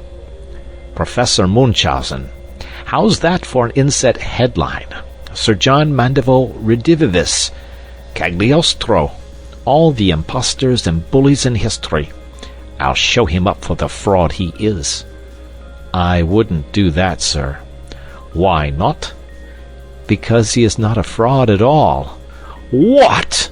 Roared McArdle. You don't mean to say that you really believe this stuff of his about mammoths and mastodons and great sea serpents? Well, I don't know about that. I don't think he makes any claims of that kind, but I do believe he has got something new. Then for heaven's sakes, man, write it up. I'm longing to, but all I know, he gave me in confidence, and on condition that I didn't. I condensed into a few sentences the professor's narrative. That's how it stands. McArdle looked deeply incredulous. Well, Mr. Malone, he said at last, about the scientific meeting tonight, there can be no privacy about that, anyhow. I don't suppose any paper will want to report it, for Waldron has been reported already a dozen times, and no one is aware that Challenger will speak. We may get a scoop, if we are lucky. You'll be there in any case, so you'll just give us a pretty full report. I'll keep space up to midnight. My day was a busy one, and I had an early dinner at the Savage Club with Tarp Henry, to whom I gave some account of my adventures. He listened with a skeptical smile on his gaunt face, and roared with laughter on hearing that the professor had convinced me. My dear chap, things don't happen like that in real life. People don't stumble upon enormous discoveries and then lose their evidence. Leave that to the novelists. The fellow is as full of tricks as is the monkey house at the zoo. It's all bosh. But the American poet? He never existed. I saw his sketchbook. Challenger's sketchbook. You think he drew that animal? Of course he did. Who else? Well, then, the photographs. There was nothing in the photographs. By your own admission, you only saw a bird. A pterodactyl. That's what he says. He put the pterodactyl into your head. Well, then, the bones? First one out of an Irish stew, second one vamped up for the occasion. If you are clever and know your business, you can fake a bone as easily as you can a photograph. I began to feel uneasy. Perhaps, after all, I had been premature in my acquiescence. Then I had a sudden happy thought. "Will you come to the meeting?" I asked. Tarp Henry looked thoughtful. "He is not a popular person, the genial Challenger," said he. "A lot of people have accounts to settle with him. I should say he is about the best hated man in London. If the medical students turn out, there will be no end of a rag. I don't want to get into a bear garden." "You might at least do him the justice to hear him state his own case." "Well, perhaps it's only fair. All right, I'm your man for the evening." When we arrived at the hall, we found a much greater concourse than I had expected. A line of electric broughams discharged their little cargoes of white-bearded professors, while the dark stream of humbler pedestrians, who crowded through the arched doorway, showed that the audience would be popular as well as scientific. Indeed, it became evident to us as soon as we had taken our seats that a youthful and even boyish spirit was abroad in the gallery and the back portions of the hall. Looking behind me, I could see rows of faces in the familiar medical student type. Apparently the great hospitals had each sent down their contingent. The behavior of the audience at present was good-humored, but mischievous. Scraps of popular songs were chorused with an enthusiasm which was a strange prelude to a scientific lecture, and there was already a tendency to personal chaff which promised a jovial evening to others, however embarrassing it might be to the recipients of these dubious honors. Thus, when old Dr. Meldrum, with his well-known curly-brimmed opera hat, appeared upon the platform, there was such a universal query of, "Where did you get that tile?" that he hurriedly removed it, and concealed it furtively under his chair. When gouty Professor Wadley limped down to his seat, there was general affectionate inquiries from all parts of the hall as to the exact state of his poor toe, which caused him obvious embarrassment. The greatest demonstration of all, however, was at the entrance of my new acquaintance, Professor Challenger, when he passed down to take his place at the extreme end of the front row of the platform. Such a yell of welcome broke forth when his black beard first protruded round the corner that I began to suspect Tarp Henry was right in his surmise, and that this assemblage was there not merely for the sake of the lecture, but because it had got rumored abroad that the famous professor would take part in the proceedings. There was some sympathetic laughter on his entrance among the front benches of well-dressed spectators, as though the demonstration of the students in this instance was not unwelcome to them. That greeting was, indeed, a frightful outburst of sound, the uproar of the carnivora cage when the step of the bucket-bearing keeper is heard in the distance. There was an offensive tone in it, perhaps, and yet in the main it struck me as mere riotous outcry, the noisy reception of one who amused and interested them, rather than of one they disliked or despised. Challenger smiled with weary and tolerant contempt, as a kindly man would meet the yapping of a litter of puppies. He sat slowly down, blew out his chest, passed his hand caressingly down his beard, and looked with drooping eyelids and supercilious eyes at the crowded hall before him. The uproar of his advent had not yet died away when Professor Ronald Murray, the chairman, and Mr. Waldron, the lecturer, threaded their way to the front, and the proceedings began. Professor Murray will, I am sure, excuse me if I say that he has the common fault of most Englishmen of being inaudible. Why on earth people who have something to say which is worth hearing should not take the slight trouble to learn how to make it heard is one of the strange mysteries of modern life. Their methods are as reasonable as to try to pour some precious stuff from the spring to the reservoir through a non-conducting pipe, which could by the least effort be opened. Professor Murray made several profound remarks to his white tie and to the water carafe upon the table, with a humorous twinkling aside to the silver candlestick upon his right. Then he sat down, and Mr. Waldron, the famous popular lecturer, rose amid a general murmur of applause. He was a stern, gaunt man with a harsh voice and an aggressive manner, but he had the merit of knowing how to assimilate the ideas of other men and to pass them on in a way which was intelligible and even interesting to the lay public, with a happy knack of being funny about the most unlikely objects, so that the precession of the equinox or the formation of a vertebrate became a highly humorous process as treated by him. It was a bird's-eye view of creation, as interpreted by science, which, in language always clear and sometimes picturesque, he unfolded before us.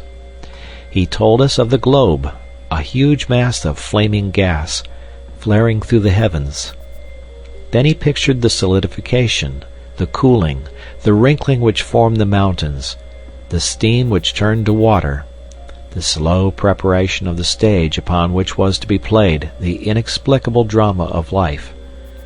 On the origin of life itself he was discreetly vague. That the germs of it could hardly have survived the original roasting was, he declared, fairly certain. Therefore it had come later. Had it built itself out of the cooling inorganic elements of the globe? Very likely.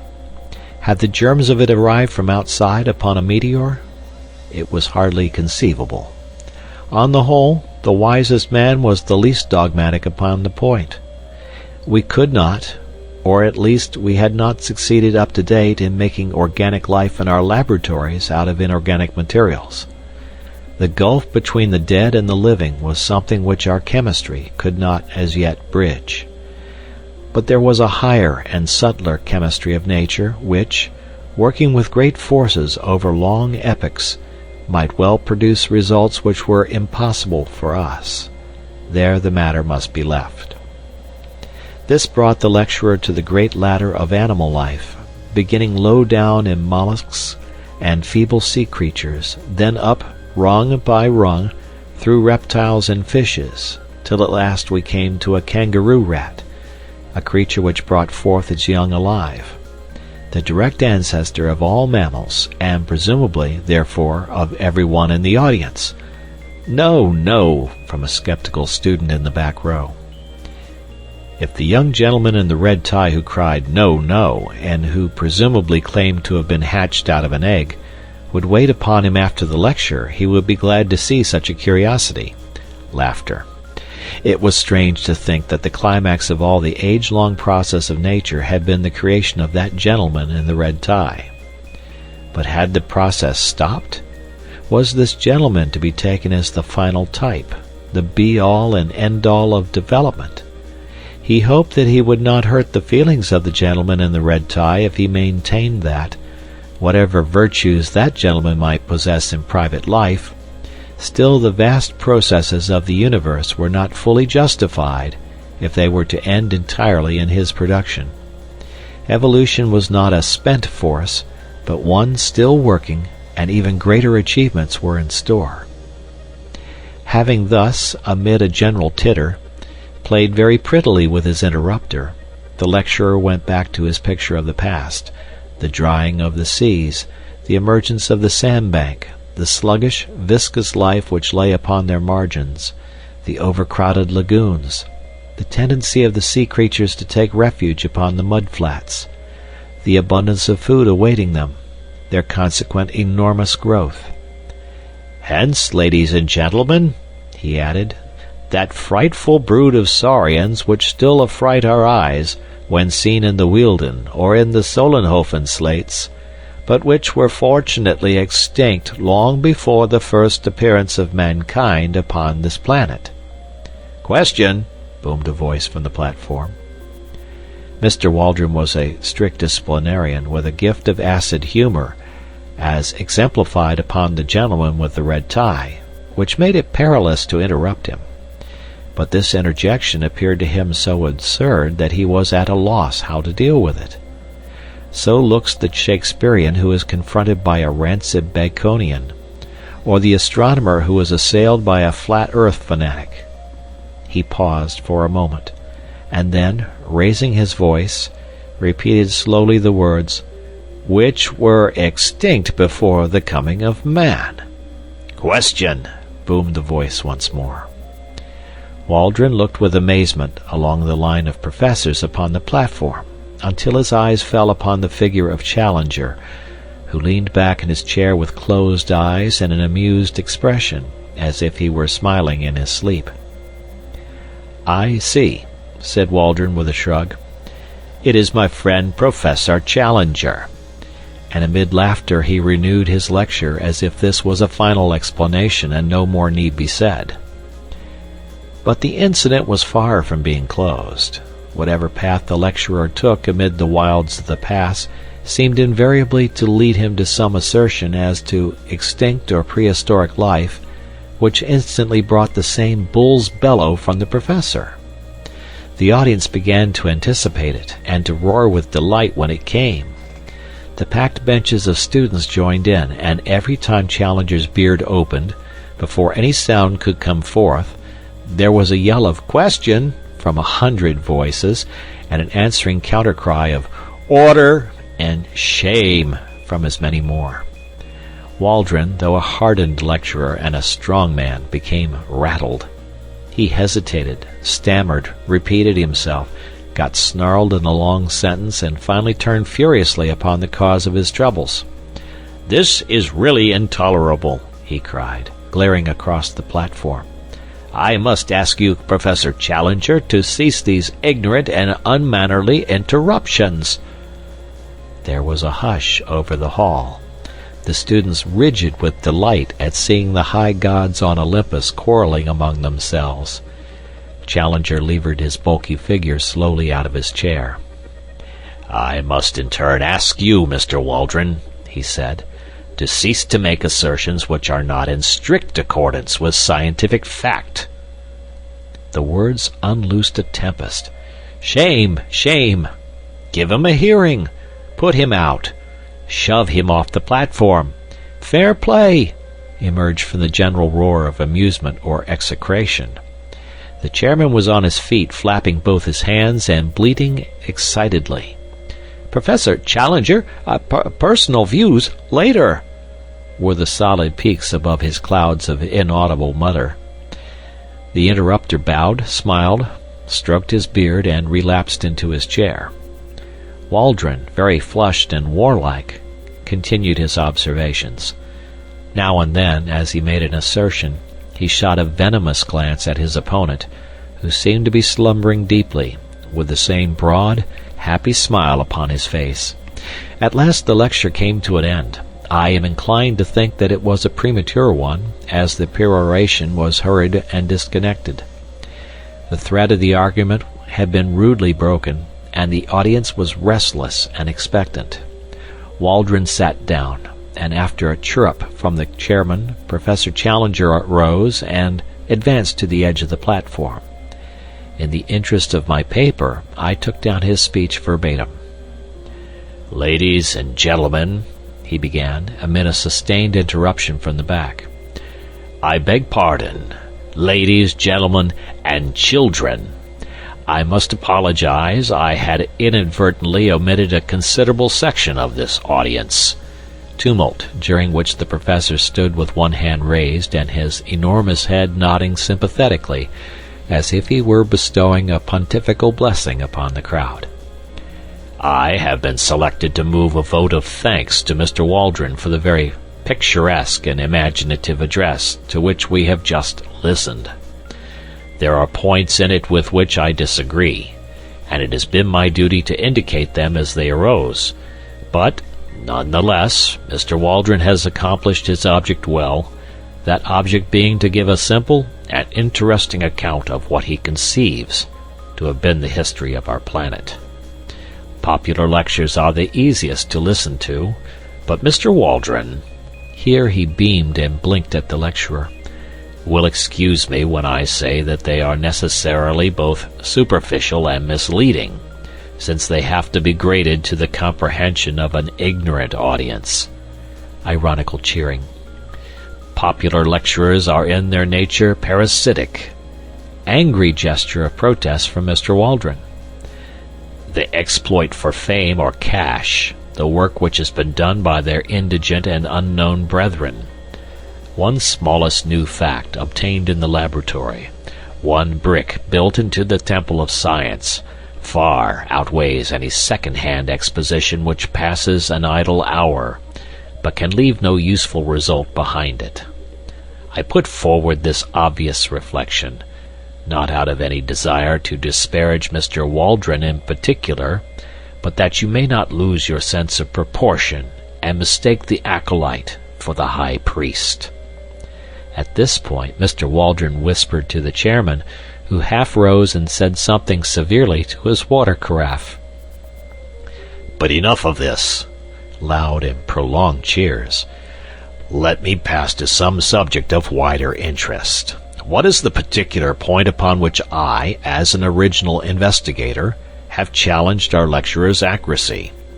It is upon the permanence of certain types of animal life upon the earth. I do not speak upon the subject as an amateur, nor, I may add, as a popular lecturer, but I speak as one whose scientific conscience compels him to adhere closely to facts, when I say that Mr. Waldron is very wrong in supposing that because he has never himself seen a so-called prehistoric animal, therefore these creatures no longer exist. They are indeed, as he has said, our ancestors, but they are, if I may use the expression, our contemporary ancestors, who can still be found with all their hideous and formidable characteristics if one has but the energy and hardihood to seek their haunts. Creatures which were supposed to be Jurassic, monsters who would hunt down and devour our largest and fiercest mammals, still exist. Cries of "Bosh! Prove it! How do you know? Question!" How do I know, you ask me? I know because I have visited their secret haunts. I know because I have seen some of them. Applause, uproar, and a voice, "Liar!" Am I a liar?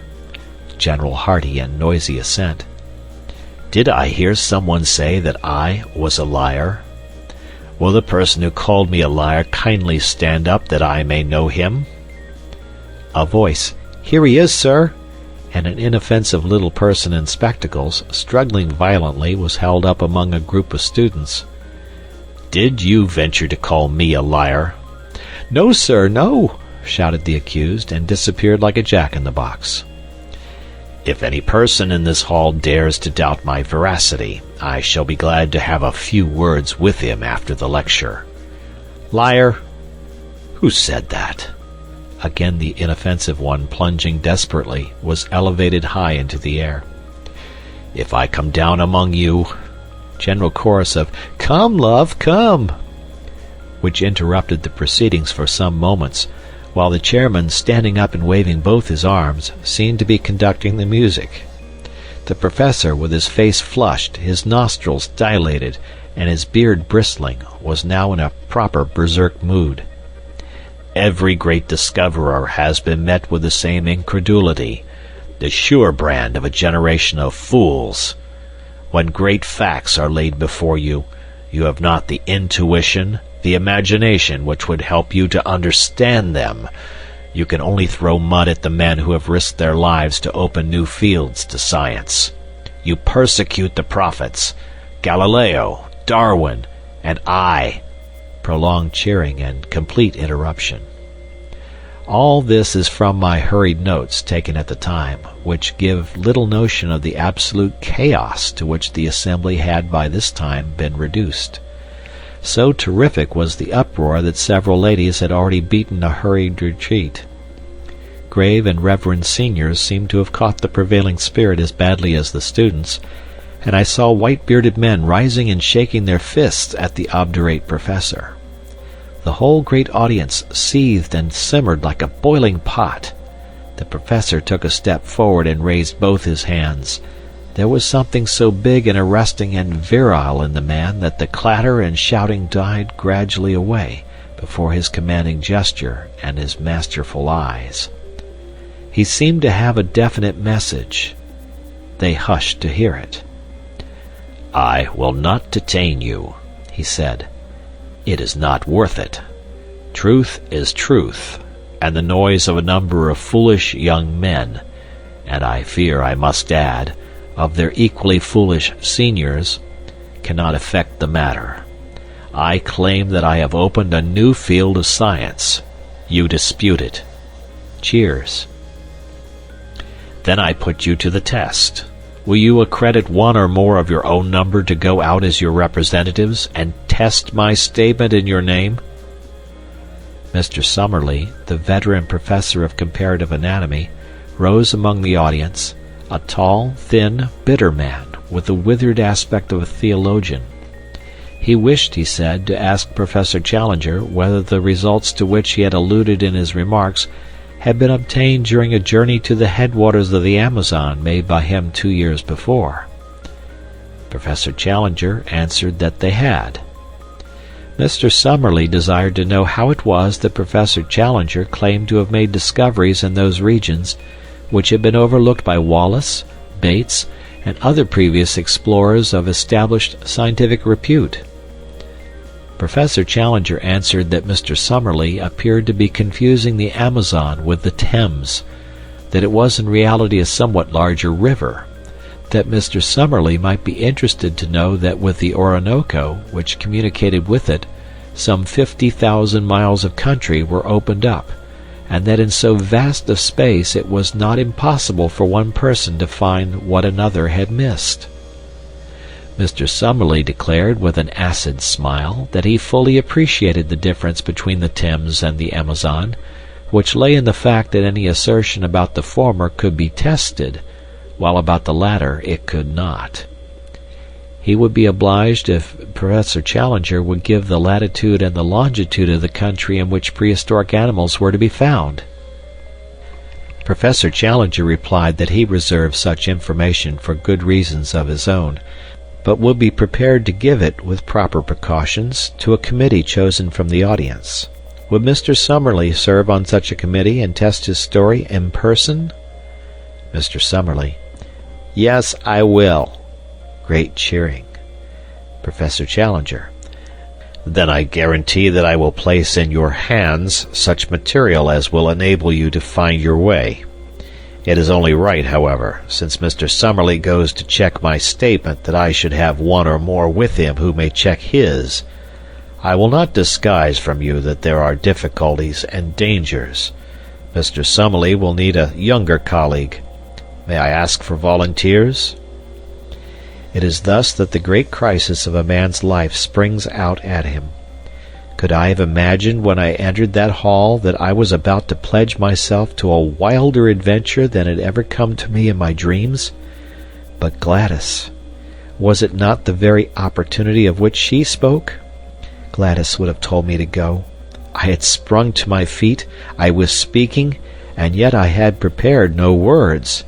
Tarp Henry, my companion, was plucking at my skirts, and I heard him whispering, "Sit down, Malone, don't make a public ass of yourself." At the same time I was aware that a tall, thin man, with dark gingery hair, a few seats in front of me, was also upon his feet. He glared back at me with hard, angry eyes, but I refused to give way. "I will go, Mr. Chairman," I kept repeating over and over again. "Name, name," cried the audience. "My name is Edward Dunn Malone. I am the reporter of the Daily Gazette. I claim to be an absolutely unprejudiced witness." "What is your name, sir?"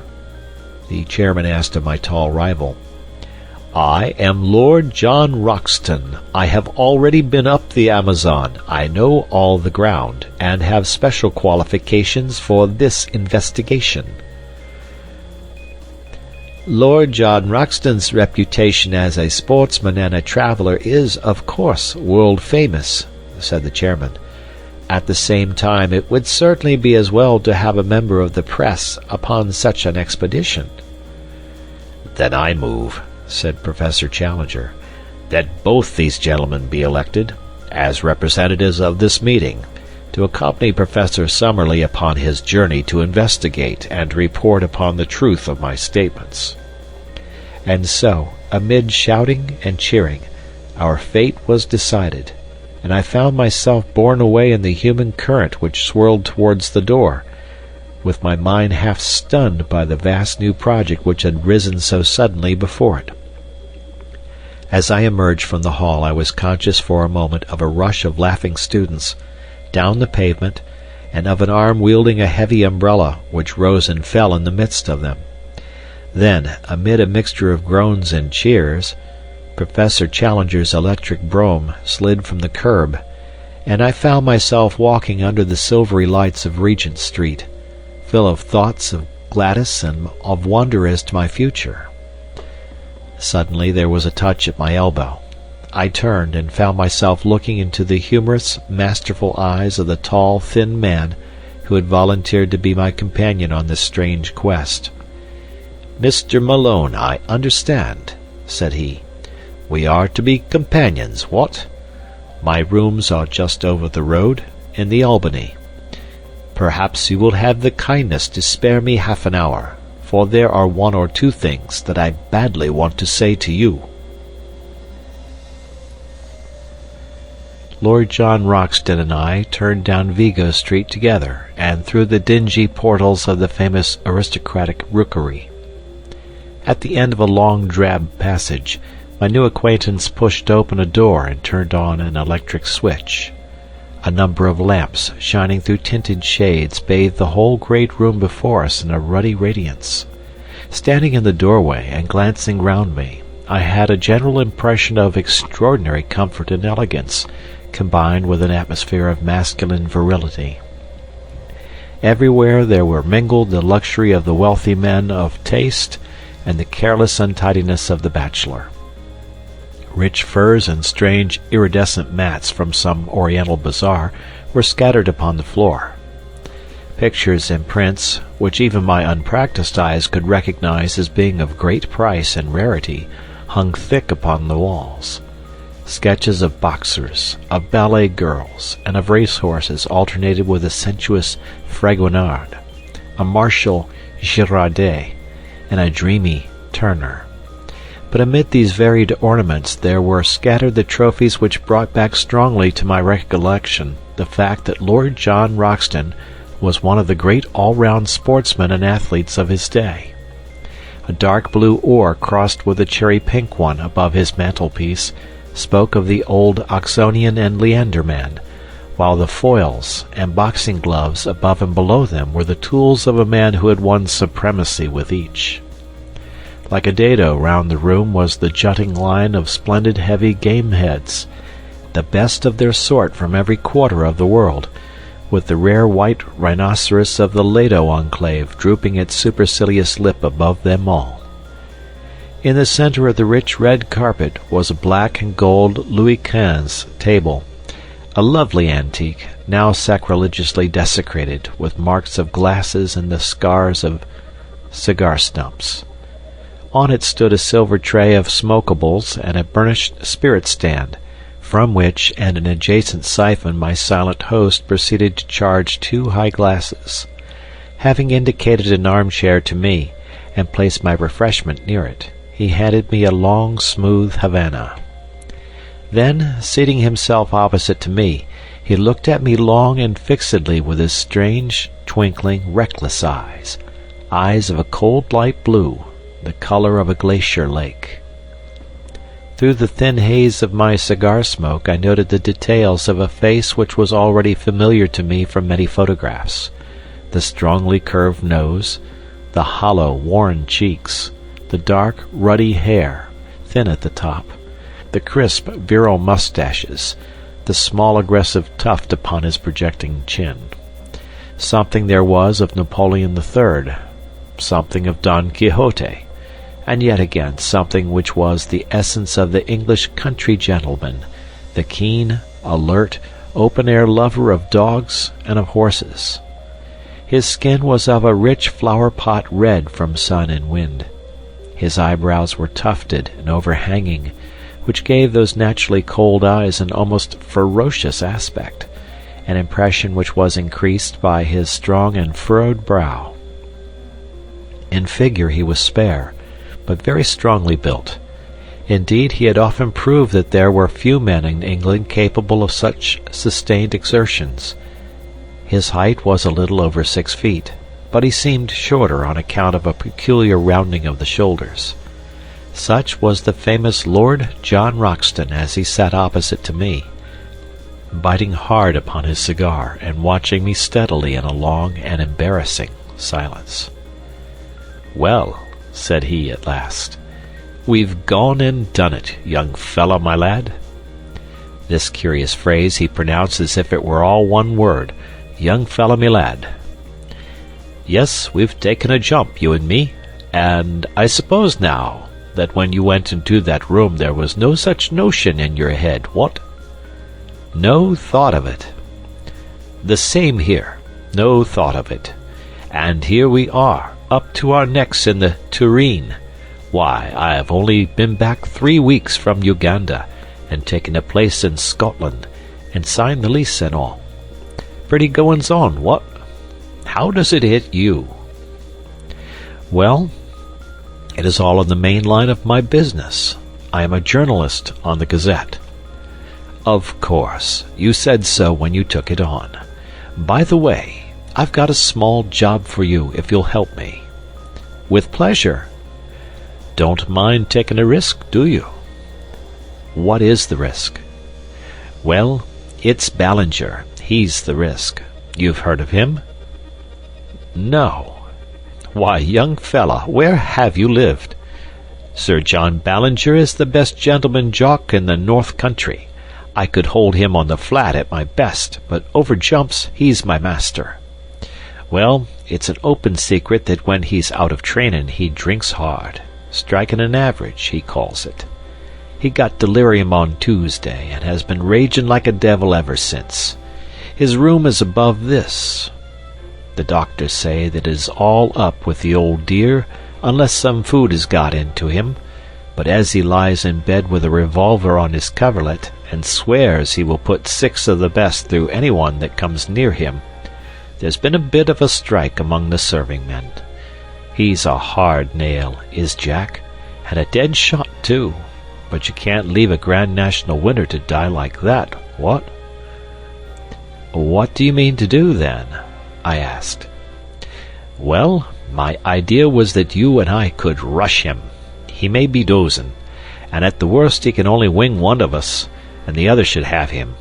If we can get his bolster cover round his arms and then phone up a stomach pump, we'll give the old dear the supper of his life." It was a rather desperate business to come suddenly into one's day's work. I don't think that I'm a particularly brave man. I have an Irish imagination which makes the unknown and the untried more terrible than they are. On the other hand, I was brought up with a horror of cowardice, and with a terror of such a stigma.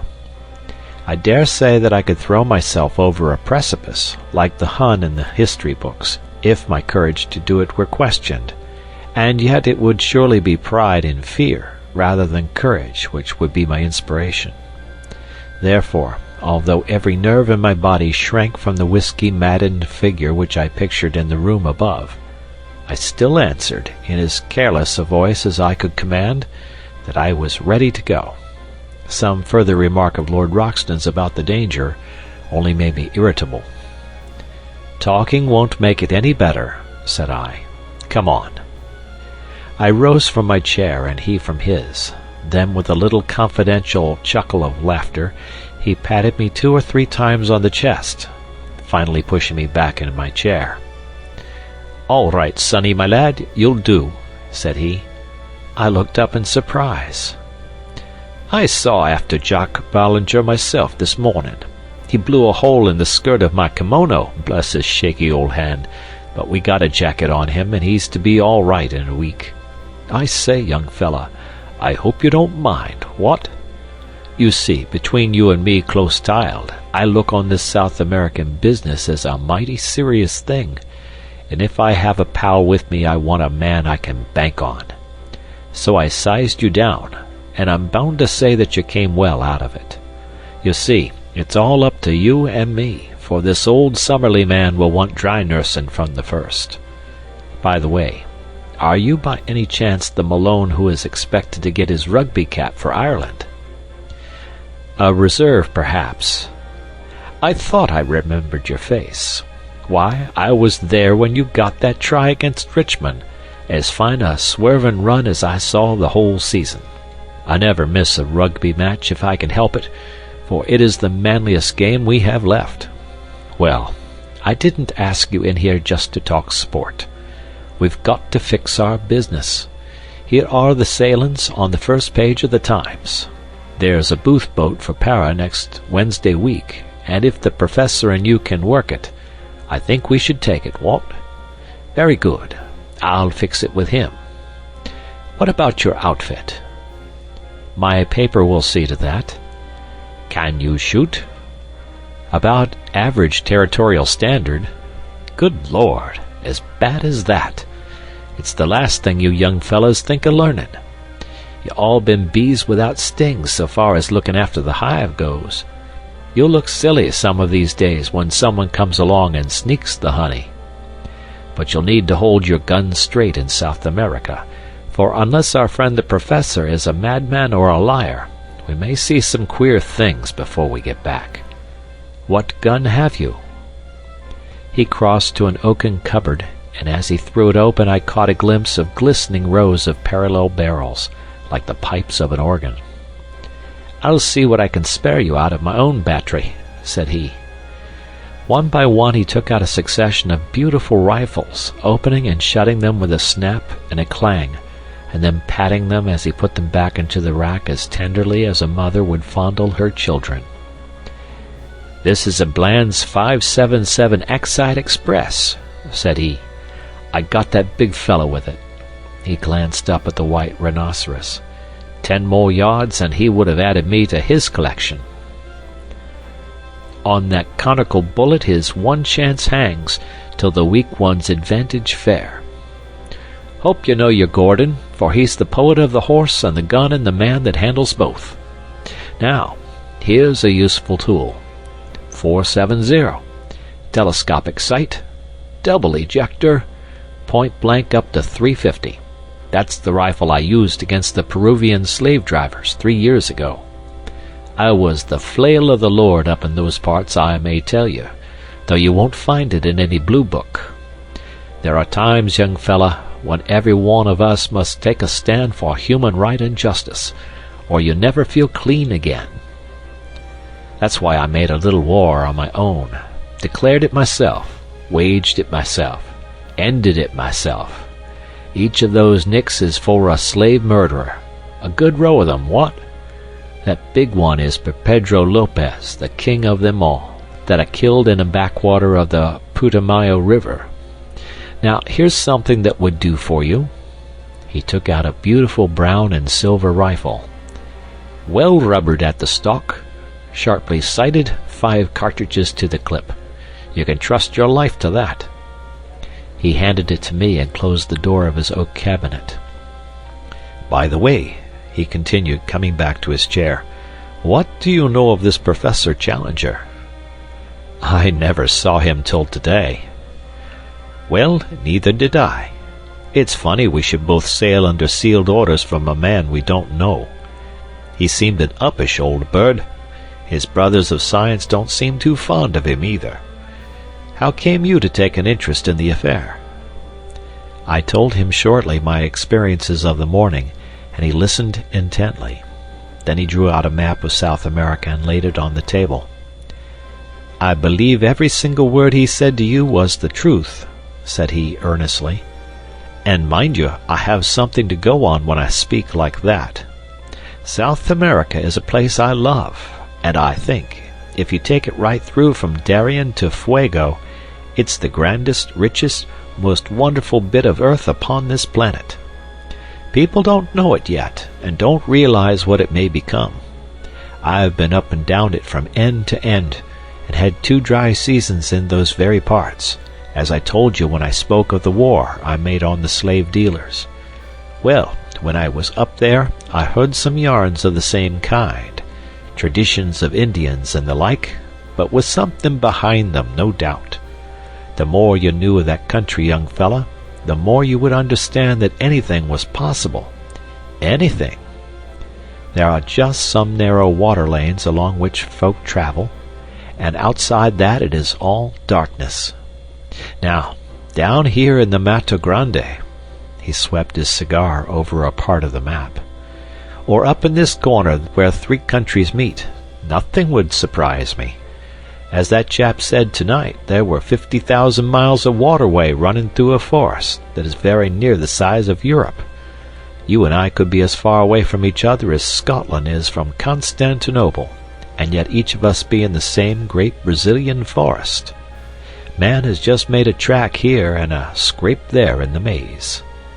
Why, the river rises and falls the best part of 40 feet, and half the country is a morass that you can't pass over. Why shouldn't something new and wonderful lie in such a country? And why shouldn't we be the men to find it out? Besides," he added, his queer, gaunt face shining with delight, "there's a sporting risk in every mile of it. I'm like an old golf ball. I've had all the white paint knocked off me long ago. Life can whack me about now, and it can't leave a mark. But a sporting risk, young fella, that's the salt of existence. Then it's worth living again. We're all getting a deal too soft and dull and comfy. Give me the great wastelands and the wide spaces, with a gun in my fist and something to look for that's worth finding. I've tried war and steeplechasing in aeroplanes, but this hunting of beasts that look like a lobster supper dream is a brand new sensation." He chuckled with glee at the prospect. Perhaps I have dwelt too long upon this new acquaintance, but he is to be my comrade for many a day, and so I have tried to set him down as I first saw him, with his quaint personality and his queer little tricks of speech and of thought. It was only the need of getting in the account of my meeting which drew me at last from his company. I left him seated amid his pink radiance, oiling the lock of his favorite rifle, while he still chuckled to himself at the thought of the adventures which awaited us. It was very clear to me that if dangers lay before us, I could not in all England have found a cooler head or braver spirit with which to share them. That night, wearied as I was after the wonderful happenings of the day, I sat late with McArdle, the news editor, explaining to him the whole situation, which he thought important enough to bring next morning before the notice of Sir George Beaumont, the chief. It was agreed that I should write home full accounts of my adventures in the shape of successive letters to McArdle, and that these should either be edited for the Gazette as they arrived, or held back to be published later, according to the wishes of Professor Challenger, since we could not yet know what conditions he might attach to those directions which should guide us to the unknown land. In response to a telephone inquiry, we received nothing more definite than a fulmination against the press, ending up with the remark that if we would notify our boat, he would hand us any directions which he might think it proper to give us at the moment of starting. A second question from us failed to elicit any answer at all, save a plaintive bleat from his wife to the effect that her husband was in a very violent temper already, and that she hoped we would do nothing to make it worse. A third attempt later in the day provoked a terrific crash, and a subsequent message from the Central Exchange that Professor Challenger's receiver had been shattered. After that we abandoned all attempt at communication. And now, my patient readers, I can address you directly no longer. From now onwards, if indeed any continuation of this narrative should ever reach you, it can only be through the paper which I represent. In the hands of the editor I leave this account of the events which have led up to one of the most remarkable expeditions of all time, so that if I never return to England there shall be some record as to how the affair came about. I am writing these last lines in the saloon of the Booth liner Francisca, and they will go back by the pilot to the keeping of Mr. McArdle. Let me draw one last picture before I close the notebook, a picture which is the last memory of the old country which I bear away with me. It is a wet, foggy morning in the late spring. A thin, cold rain is falling. 3 shining mackintoshed figures are walking down the quay, making for the gangplank of the great liner from which the Blue Peter is flying. In front of them a porter pushes a trolley piled high with trunks, wraps, and gun cases. Professor Summerlee, a long, melancholy figure, walks with dragging steps and drooping head, as one who is already profoundly sorry for himself. Lord John Roxton steps briskly, and his thin, eager face beams forth between his hunting cap and his muffler. As for myself, I am glad to have got the bustling days of preparation and the pangs of leave-taking behind me, and I have no doubt that I show it in my bearing. Suddenly, just as we reach the vessel, there is a shout behind us. It is Professor Challenger, who had promised to see us off. He runs after us, a puffing, red-faced, irascible figure. "No, thank you," says he. "I should much prefer not to go aboard. I have only a few words to say to you, and they can very well be said where we are. I beg you not to imagine that I am in any way indebted to you for making this journey. I would have you to understand that it is a matter of perfect indifference to me, and I refuse to entertain the most remote sense of personal obligation. Truth is truth, and nothing which you can report can affect it in any way, though it may excite the emotions and allay the curiosity of a number of very ineffectual people. My directions for your instruction and guidance are in this sealed envelope. You will open it when you reach a town upon the Amazon which is called Manaos, but not until the date and hour which is marked upon the outside. Have I made myself clear? I leave the strict observance of my conditions entirely to your honor. No, Mr. Malone, I will place no restriction upon your correspondence, since the ventilation of the facts is the object of your journey. But I demand that you shall give no particulars as to your exact destination, and that nothing be actually published until your return. Goodbye, sir. You have done something to mitigate my feelings for the loathsome profession to which you unhappily belong. Goodbye, Lord John.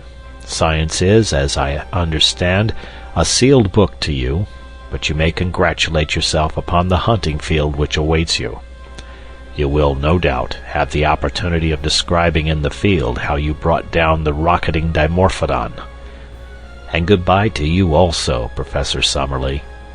If you are still capable of self-improvement, of which I am frankly unconvinced, you will surely return to London a wiser man.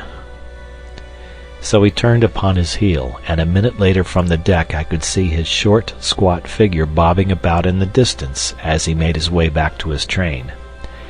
Well, we are well down the channel now. There's the last bell for letters, and it's goodbye to the pilot. We'll be down hull down on the old trail from now on. God bless all we leave behind us, and send us safely back.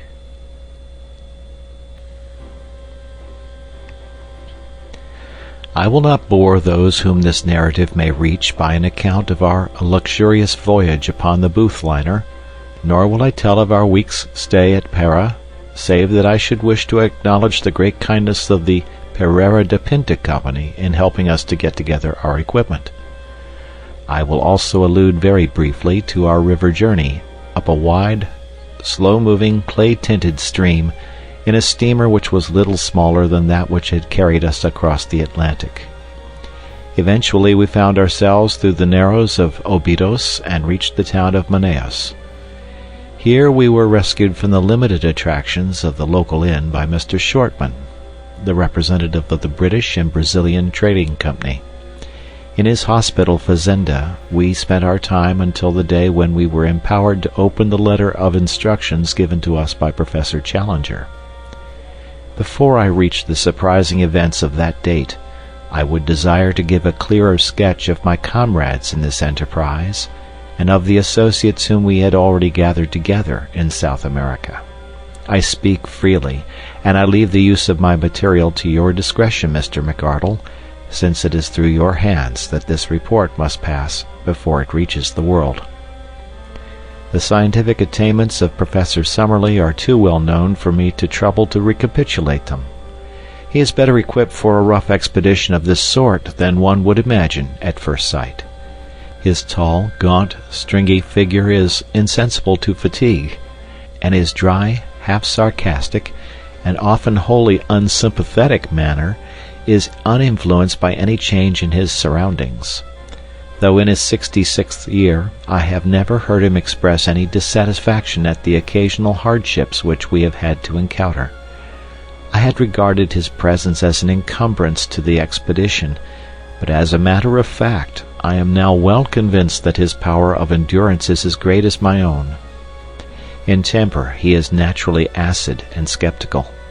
From the beginning he has never concealed his belief that Professor Challenger is an absolute fraud, that we are all embarked upon an absurd wild-goose chase, and that we are likely to reap nothing but disappointment and danger in South America, and corresponding ridicule in England. Such are the views which, with much passionate distortion of his thin features and wagging of his thin, goat-like beard, he poured into our ears all the way from Southampton to Manaos. Since landing from the boat he has obtained some consolation from the beauty and variety of the insect and bird life around him, for he is absolutely wholehearted in his devotion to science. He spends his days flitting through the woods with his shotgun and his butterfly net, and his evenings in mounting the many specimens he has acquired. Among his minor peculiarities are that he is careless as to his attire, unclean in his person, exceedingly absent-minded in his habits, and addicted to smoking a short briar pipe, which is seldom out of his mouth. He has been upon several scientific expeditions in his youth (he was with Robertson in Papua), and the life of the camp and the canoe is nothing fresh to him. Lord John Roxton has some points in common with Professor Summerlee, and others in which they are the very antithesis to each other.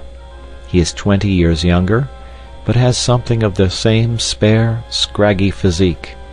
As to his appearance, I have, as I recollect, described it in that portion of my narrative which I have left behind me in London. He is exceedingly neat and prim in his ways, dresses always with great care in white drill suits and high brown mosquito boots, and shaves at least once a day. Like most men of action, he is laconic in speech, and sinks readily into his own thoughts, but he is always quick to answer a question or join in a conversation, talking in a queer, jerky, half-humorous fashion. His knowledge of the world, and very especially of South America, is surprising, and he has a wholehearted belief in the possibilities of our journey which is not to be dashed by the sneers of Professor Summerlee. He has a gentle voice and a quiet manner, but behind his twinkling blue eyes there lurks a capacity for furious wrath and implacable resolution, the more dangerous because they are held in leash.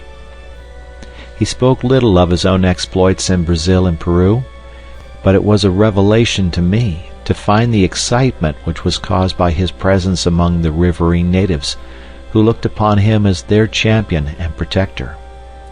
The exploits of the Red Chief, as they called him, had become legends among them, but the real facts, as far as I could learn them, were amazing enough. These were that Lord John had found himself some years before in that no-man's land which is formed by the half-defined frontiers between Peru, Brazil, and Colombia. In this great district the wild rubber tree flourishes, and has become, as in the Congo, a curse to the natives which can only be compared to their forced labor under the Spaniards upon the old silver mines of Darien. A handful of villainous half-breeds dominated the country, armed such Indians as would support them, and turned the rest into slaves, terrorizing them with the most inhuman tortures in order to force them to gather the India rubber, which was then floated down the river to Para. Lord John Roxton expostulated on behalf of the wretched victims, and received nothing but threats and insults for his pains. He then formally declared war against Pedro Lopez, the leader of the slave drivers, enrolled a band of runaway slaves in his service, armed them, and conducted a campaign, which ended by his killing with his own hands the notorious half-breed, and breaking down the system which he represented. No wonder that the ginger-headed man with the silky voice and the free and easy manners was now looked upon with deep interest upon the banks of the great South American river, though the feelings he inspired were naturally mixed, since the gratitude of the natives was equaled by the resentment of those who desired to exploit them. One useful result of his former experiences was that he could talk fluently in the Língua Geral, which is the peculiar talk, 1/3 Portuguese and 2/3 Indian, which is current all over Brazil. I have said before that Lord John Roxton was a South Americomaniac. He could not speak of that great country without ardor, and this ardor was infectious, for, ignorant as I was, he fixed my attention and stimulated my curiosity. How I wish I could reproduce the glamour of his discourses, the peculiar mixture of accurate knowledge and of racy imagination which gave them their fascination, until even the professor's cynical and skeptical smile would gradually vanish from his thin face as he listened. He would tell the history of the mighty river so rapidly explored, for some of the first conquerors of Peru actually crossed the entire continent upon its waters, and yet so unknown in regard to all that lay behind its ever-changing banks. "What is there?" he would cry, pointing to the north. "Wood and marsh and unpenetrated jungle. Who knows what it may shelter? And there to the south, a wilderness of swampy forest, where no white man has ever been. The unknown is up against us on every side. Outside the narrow lines of the rivers, what does anyone know? Who will say what is possible in such a country? Why should old man Challenger not be right?" At which direct defiance the stubborn sneer would reappear upon Professor Summerlee's face, and he would sit, shaking his sardonic head in unsympathetic silence, behind the cloud of his briar-root pipe. So much for the moment for my two white companions, whose characters and limitations will be further exposed, as surely as my own, as this narrative proceeds. But already we have enrolled certain retainers who may play no small part in what is to come. The first is a gigantic Negro named Zambo, who is a black Hercules, as willing as any horse, and about as intelligent. Him we enlisted at Para, on the recommendation of the steamship company, on whose vessels he had learned to speak a halting English. It was at Para also that we engaged Gomez and Manuel, two half-breeds from up the river, just come down with a cargo of redwood. They were swarthy fellows, bearded and fierce, as active and wiry as panthers. Both of them had spent their lives in those upper waters of the Amazon which we were about to explore, and it was this recommendation which had caused Lord John to engage them. One of them, Gomez, had the further advantage that he could speak excellent English. These men were willing to act as our personal servants, to cook, to row, or to make themselves useful in any way at a payment of $15 a month. Besides these, we had engaged 3 Mojo Indians from Bolivia, who are the most skillful at fishing and boat work of all the river tribes. The chief of these we called Mojo, after his tribe, and the others are known as Jose and Fernando. 3 white men, then, 2 half-breeds, 1 Negro, and 3 Indians made up the personnel of the little expedition which lay waiting for its instructions at Manaos before starting upon its singular quest. At last, after a weary week, the day had come, and the hour. I ask you to picture the shaded sitting-room on the Fazenda St. Ignacio, 2 miles inland from the town of Manaos. Outside lay the yellow, brassy glare of the sunshine, with the shadows of the palm trees as black and definite as the trees themselves. The air was calm, full of the eternal hum of insects, a tropical chorus of many octaves, from the deep drone of the bee to the high, keen pipe of the mosquito. Beyond the veranda was a small cleared garden, bounded with cactus hedges and adorned with clumps of flowering shrubs, round which the great blue butterflies and the tiny hummingbirds fluttered and darted in crescents of sparkling light. Within, we were seated round the cane table, on which lay a sealed envelope. Inscribed upon it, in the jagged handwriting of Professor Challenger, were the words, "Instructions to Lord John Roxton and party, to be opened at Manaos upon July 15th at 12 o'clock precisely." Lord John had placed his watch upon the table beside him. "We have 7 more minutes," said he. "The old dear is very precise." Professor Summerlee gave an acid smile as he picked up the envelope in his gaunt hand. "What can it possibly matter whether we open it now or in 7 minutes?" said he. "It is all part and parcel of the same system of quackery and nonsense, for which I regret to say that the writer is notorious." "Oh, come, we must play the game according to rules," said Lord John. "It's old man Challenger's show, and we are here by his good will, so it would be rotten bad form if we didn't follow his instructions to the letter." "A pretty business it is," cried the Professor bitterly. "It struck me as preposterous in London, but I'm bound to say that it seems even more so upon closer acquaintance. I don't know what is inside this envelope, but, unless it is something pretty definite, I shall be much tempted to take the next downriver boat and catch the Bolivia at Para. After all, I have some more responsible work in the world than to run about disproving the assertions of a lunatic. Now, Roxton, surely it is time." "Time it is," said Lord John. "You can blow the whistle." He took up the envelope and cut it with his penknife. From it he drew a folded sheet of paper. This he carefully opened out and flattened on the table. It was a blank sheet. He turned it over. Again it was blank. We looked at each other in a bewildered silence, which was broken by a discordant burst of derisive laughter from Professor Summerlee. "It is an open admission," he cried. "What more do you want? The fellow is a self-confessed humbug. We have only to return home and report him as the brazen impostor that he is." "Invisible ink," I suggested. "I don't think," said Lord Roxton, holding the paper to the light. "No, young fellow, my lad, there is no use deceiving yourself. I'll go bail for it that nothing has ever been written upon this paper." "May I come in?" boomed a voice from the veranda. The shadow of a squat figure had stolen across the patch of sunlight.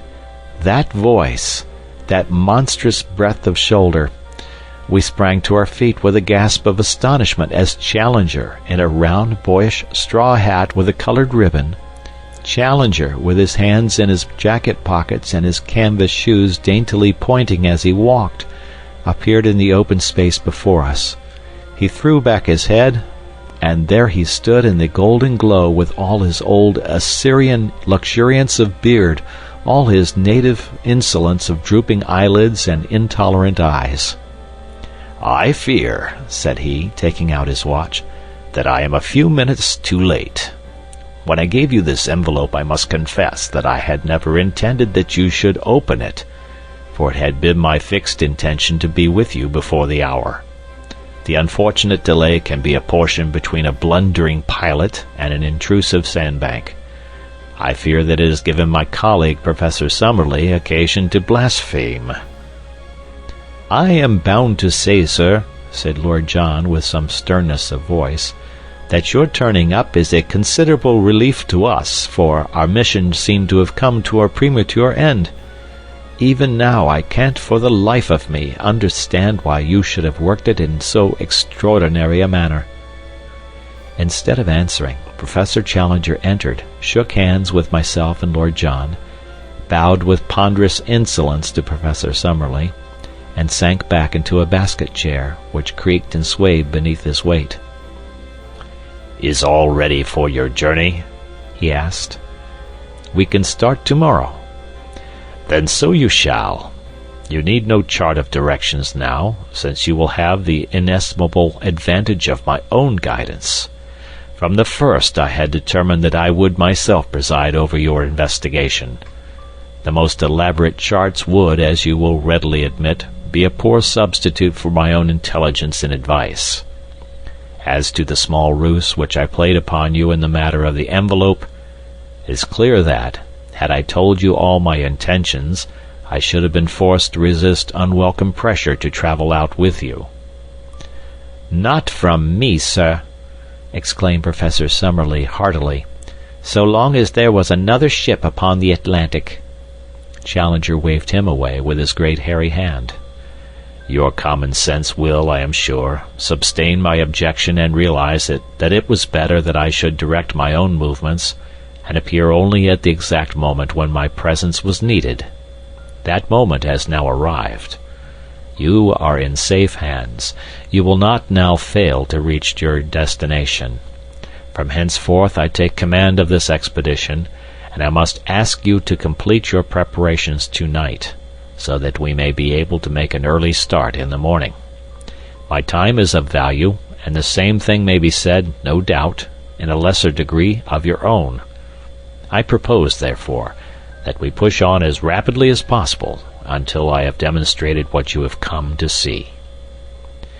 Lord John Roxton had chartered a large steam launch the Esmeralda, which was to carry us up the river. So far as climate goes, it was immaterial what time we chose for our expedition, as the temperature ranges from 75 to 90 degrees both summer and winter, with no appreciable difference in heat. In moisture, however, it is otherwise. From December to May is the period of the rains, and during this time the river slowly rises until it attains a height of nearly 40 feet above its low water mark. It floods the banks, extends in great lagoons over a monstrous waste of country, and forms a huge district, called locally the Gapo, which is for the most part too marshy for foot travel and too shallow for boating. About June the waters begin to fall, and are at their lowest in October or November. Thus our expedition was at the time of the dry season, when the great river and its tributaries were more or less in a normal condition. The current of the river is a slight one, the drop being not greater than 8 inches in a mile. No stream could be more convenient for navigation, since the prevailing wind is southeast, and sailing boats may make a continuous progress to the Peruvian frontier, dropping down again with the current. In our own case, the excellent engines of the Esmeralda could disregard the sluggish flow of the stream, and we made as rapid progress as if we were navigating a stagnant lake. For 3 days we steamed northwestwards up a stream which even here, 1,000 miles from its mouth, was still so enormous that from its center the two banks were mere shadows upon the distant skyline. On the 4th day after leaving Manaos we turned into a tributary which at its mouth was little smaller than the main stream. It narrowed rapidly, however, and after 2 more days' steaming we reached an Indian village, where the professor insisted that we should land, and that the Esmeralda should be sent back to Manaos. We should soon come upon rapids, he explained, which would make its further use impossible. He added privately that we were now approaching the door of the unknown country, and that the fewer whom we took into our confidence, the better it would be. To this end, also, he made each of us give our word of honor that we would publish or say nothing which would give any exact clue as to the whereabouts of our travels, while the servants were all solemnly sworn to the same effect. It is for this reason that I am compelled to be vague in my narrative, and I would warn my readers that in any map or diagram which I may give, the relation of places to each other may be correct, but the points of the compass are carefully confused, so that in no way can it be taken as an actual guide to the country. Professor Challenger's reasons for secrecy may be valid, or not, but we had no choice but to adopt them, for he was prepared to abandon the whole expedition rather than modify the conditions upon which he would guide us.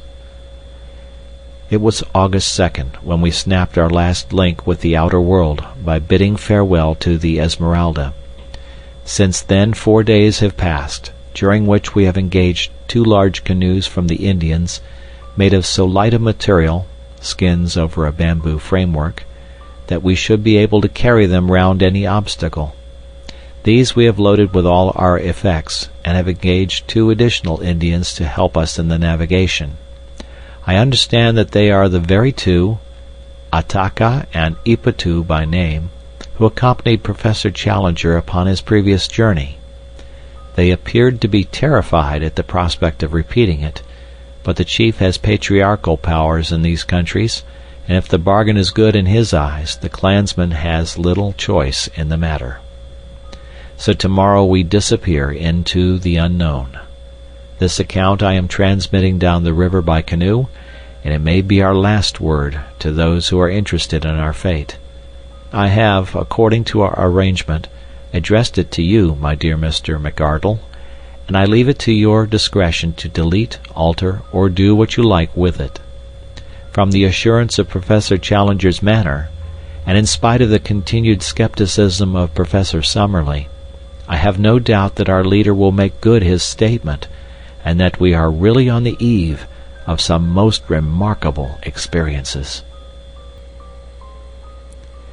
Our friends at home may well rejoice with us, for we are at our goal, and up to a point at least we have shown that the statement of Professor Challenger can be verified.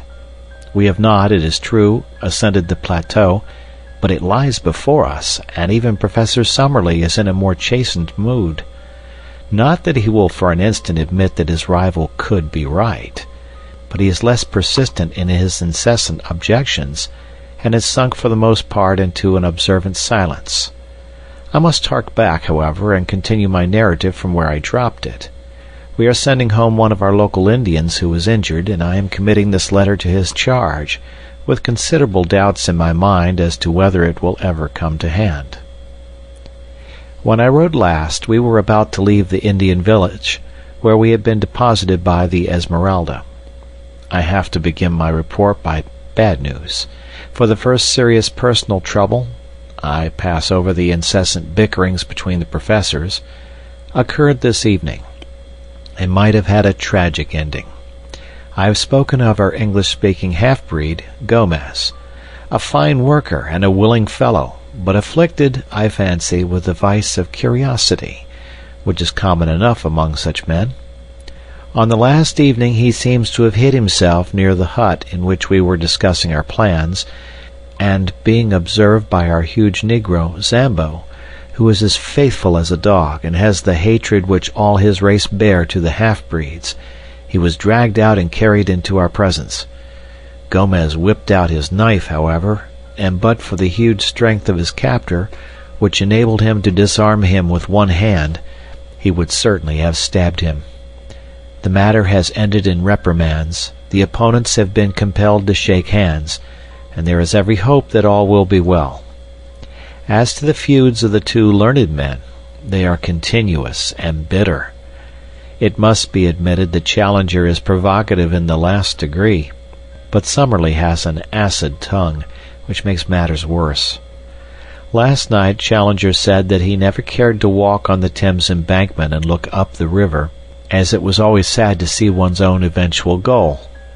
He is convinced, of course, that he is destined for Westminster Abbey.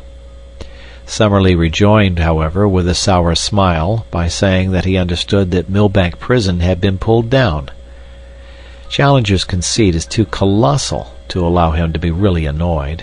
He only smiled in his beard and repeated, "Really, really," in the pitying tone one would use to a child.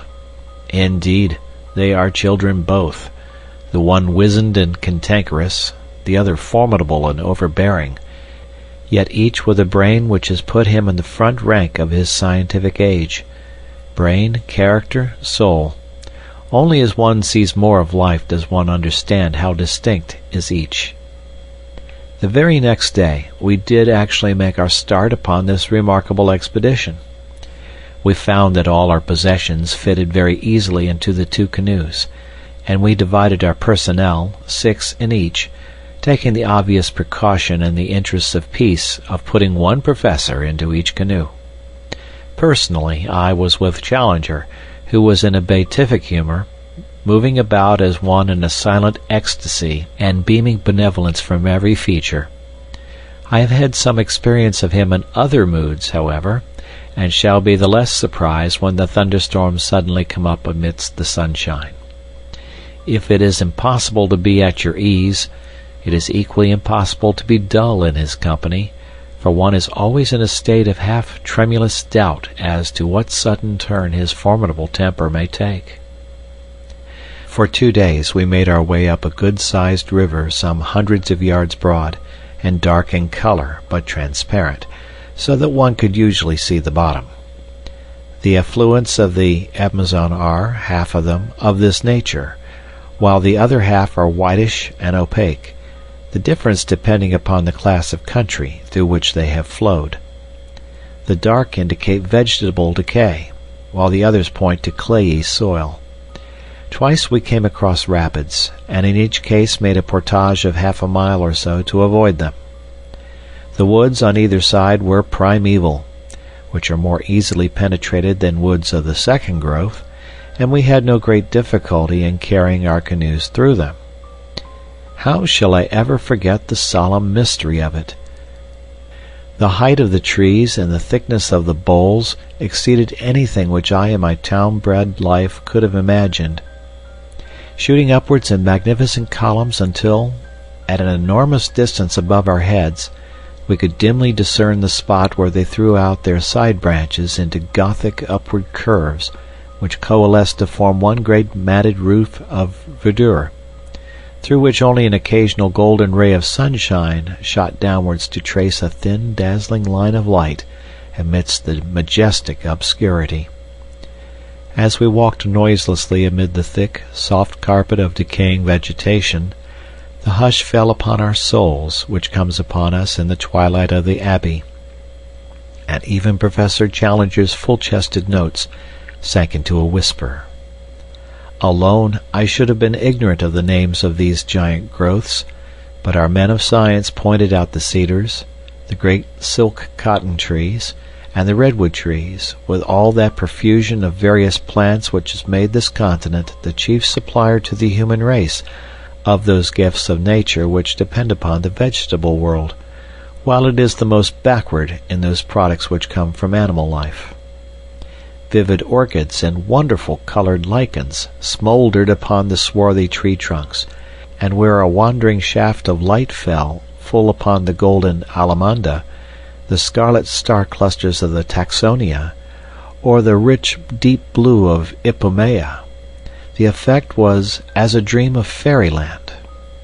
In these great wastes of forest, life, which abhors darkness, struggles ever upwards to the light. Every plant, even the smaller ones, curls and writhes to the green surface, twining itself round its stronger and taller brethren in the effort. Climbing plants are monstrous and luxuriant, but others which have never been known to climb elsewhere learn the art as an escape from that sombre shadow, so that the common nettle, the jasmine, and even the jacitara palm tree can be seen circling the stems of the cedars and striving to reach their crowns. Of animal life there was no movement amid the majestic vaulted aisles which stretched from us as we walked, but a constant movement far above our heads told of that multitudinous world of snake and monkey, bird and sloth, which lived in the sunshine and looked down in wonder at our tiny, dark, stumbling figures in the obscure depths immeasurably below them. At dawn and at sunset the howler monkeys screamed together, and the parakeets broke into shrill chatter, but during the hot hours of the day only the full drone of insects, like the beat of a distant surf, filled the ear, while nothing moved amid the solemn vistas of stupendous trunks, fading away into the darkness which held us in. Once some bandy-legged lurching creature, an ant-eater or a bear, scuttled clumsily amid the shadows. It was the only sign of earth life which I saw in this great Amazonian forest. And yet there were indications that even human life itself was not far from us in those mysterious recesses. On the third day out we were aware of a singular deep throbbing in the air, rhythmic and solemn, coming and going fitfully throughout the morning. The two boats were paddling within a few yards of each other when first we heard it, and our Indians remained motionless, as if they had been turned to bronze, listening intently, with expressions of terror upon their faces. "What is it, then?" I asked. "Drums," said Lord John carelessly. "War drums. I have heard them before." "Yes, sir, war drums," said Gomez, the half-breed. "Wild Indians, bravos, not mansos. They watch us every mile of the way. Kill us if they can." "How can they watch us?" I asked, gazing into the dark, motionless void. The half-breed shrugged his broad shoulders. "The Indians know. They have their own way. They watch us. They talk the drum talk to each other. Kill us if they can." By the afternoon of that day, my pocket diary shows me that it was Tuesday, August 18th, at least 6 or 7 drums were throbbing from various points. Sometimes they beat quickly, sometimes slowly, sometimes in obvious question and answer, one far to the east breaking out in a high staccato rattle, and being followed after a pause by a deep roll from the north. There was something indescribably nerve-shaking and menacing in that constant mutter, which seemed to shape itself into the very syllables of the half-breed, endlessly repeated. "We will kill you if we can. We will kill you if we can." No one ever moved in the silent woods. All the peace and soothing of quiet nature lay in that dark curtain of vegetation, but away from behind there came ever the one message from our fellow man. "We will kill you if we can," said the men in the east. "We will kill you if we can," said the men in the north. All day the drums rumbled and whispered, while their menace reflected itself in the faces of our colored companions. Even the hardy, swaggering half-breed seemed cowed. I learned, however, that day, once for all, that both Summerlee and Challenger possessed that highest type of bravery, the bravery of the scientific mind. Theirs was the spirit which upheld Darwin among the gauchos of the Argentine, or Wallace among the head-hunters of Malaya. It is decreed by a merciful nature that the human brain cannot think of two things simultaneously, so that if it be steeped in curiosity as to science, it has no room for merely personal considerations. All day amid that incessant and mysterious menace, our two professors watched every bird upon the wing, and every shrub upon the bank, with many a sharp, wordy contention, when the snarl of Summerlee came quick upon the deep growl of Challenger, but with no more sense of danger and no reference to drum-beating Indians than if they were seated together in the smoking-room of the Royal Society's club in St. James's Street. Once only did they condescend to discuss them. "Maranhah or Amjuaka cannibals," said Challenger, jerking his thumb towards the reverberating wood. "No doubt, sir," Summerlee answered. "Like all such tribes, I shall expect to find them of polysynthetic speech and of Mongolian type." "Polysynthetic, certainly," said Challenger indulgently. "I am not aware that any other type of language exists in this continent, and I have notes of more than 100.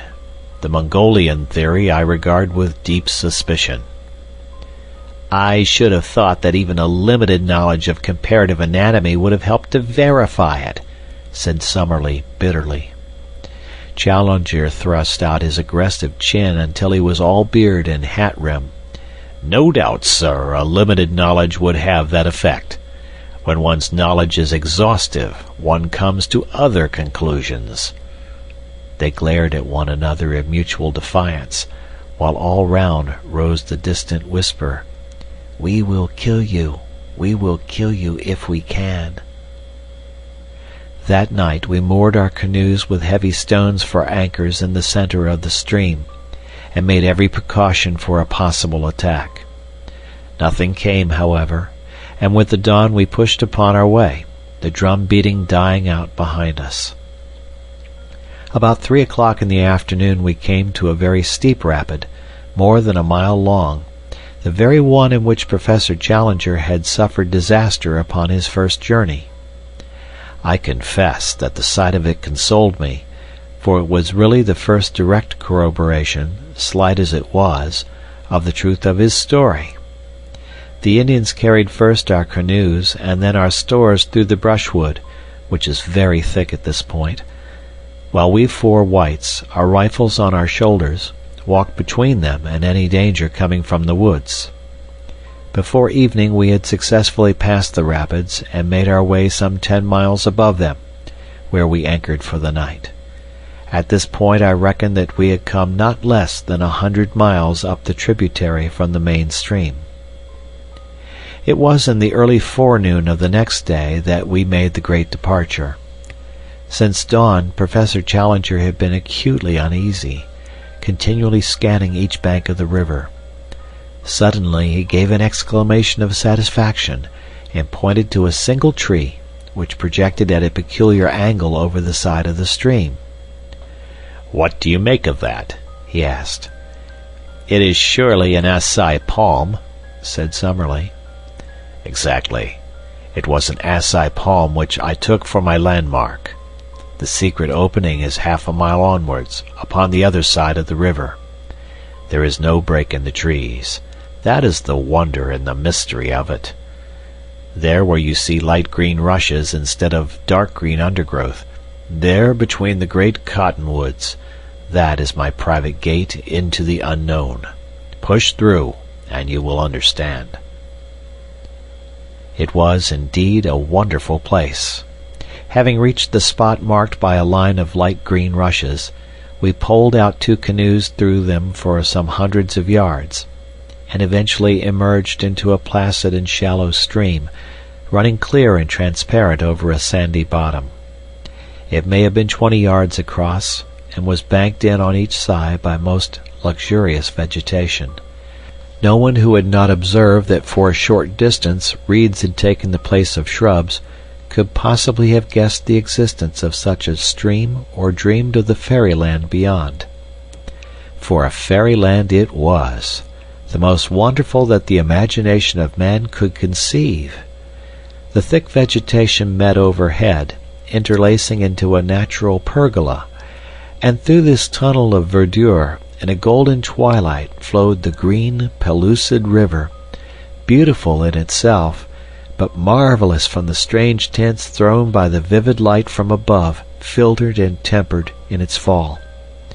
Clear as crystal, motionless as a sheet of glass, green as the edge of an iceberg, it stretched in front of us under its leafy archway, every stroke of our paddles sending 1,000 ripples across its shining surface. It was a fitting avenue to a land of wonders. All sign of the Indians had passed away, but animal life was more frequent, and the tameness of the creatures showed that they knew nothing of the hunter. Fuzzy little black velvet monkeys, with snow-white teeth and gleaming, mocking eyes, chattered at us as we passed. With a dull, heavy splash, an occasional caiman plunged in from the bank. Once a dark, clumsy tapir stared at us from a gap in the bushes, and then lumbered away through the forest. Once, too, the yellow, sinuous form of a great puma whisked amid the brushwood, and its green, baleful eyes glared hatred at us over its tawny shoulder. Bird life was abundant, especially the wading birds, stork, heron, and ibis gathering in little groups, blue and scarlet and white, upon every log which jutted from the bank, while beneath us the crystal water was alive with fish of every shape and color. For 3 days we made our way up this tunnel of hazy green sunshine. On the longer stretches one could hardly tell as one looked ahead where the distant green water ended and the distant green archway began. The deep peace of this strange waterway was unbroken by any signs of man. "No Indian here. Too much afraid. Curupuri," said Gomez. "Curupuri is the spirit of the woods," Lord John explained. "It's a name for any kind of devil. The poor beggars believe that there is something fearsome in this direction, and therefore they avoid it." On the 3rd day it became evident that our journey in the canoes could not last much longer, for the stream was rapidly growing more shallow. Twice in as many hours we struck upon the bottom. Finally we pulled the boats up among the brushwood and spent the night on the bank of the river. In the morning Lord John and I made our way for a couple of miles through the forest, keeping parallel with the stream, and as it grew ever shallower we returned and reported, what Professor Challenger had already suspected, that we had reached the highest point to which the canoes could be brought.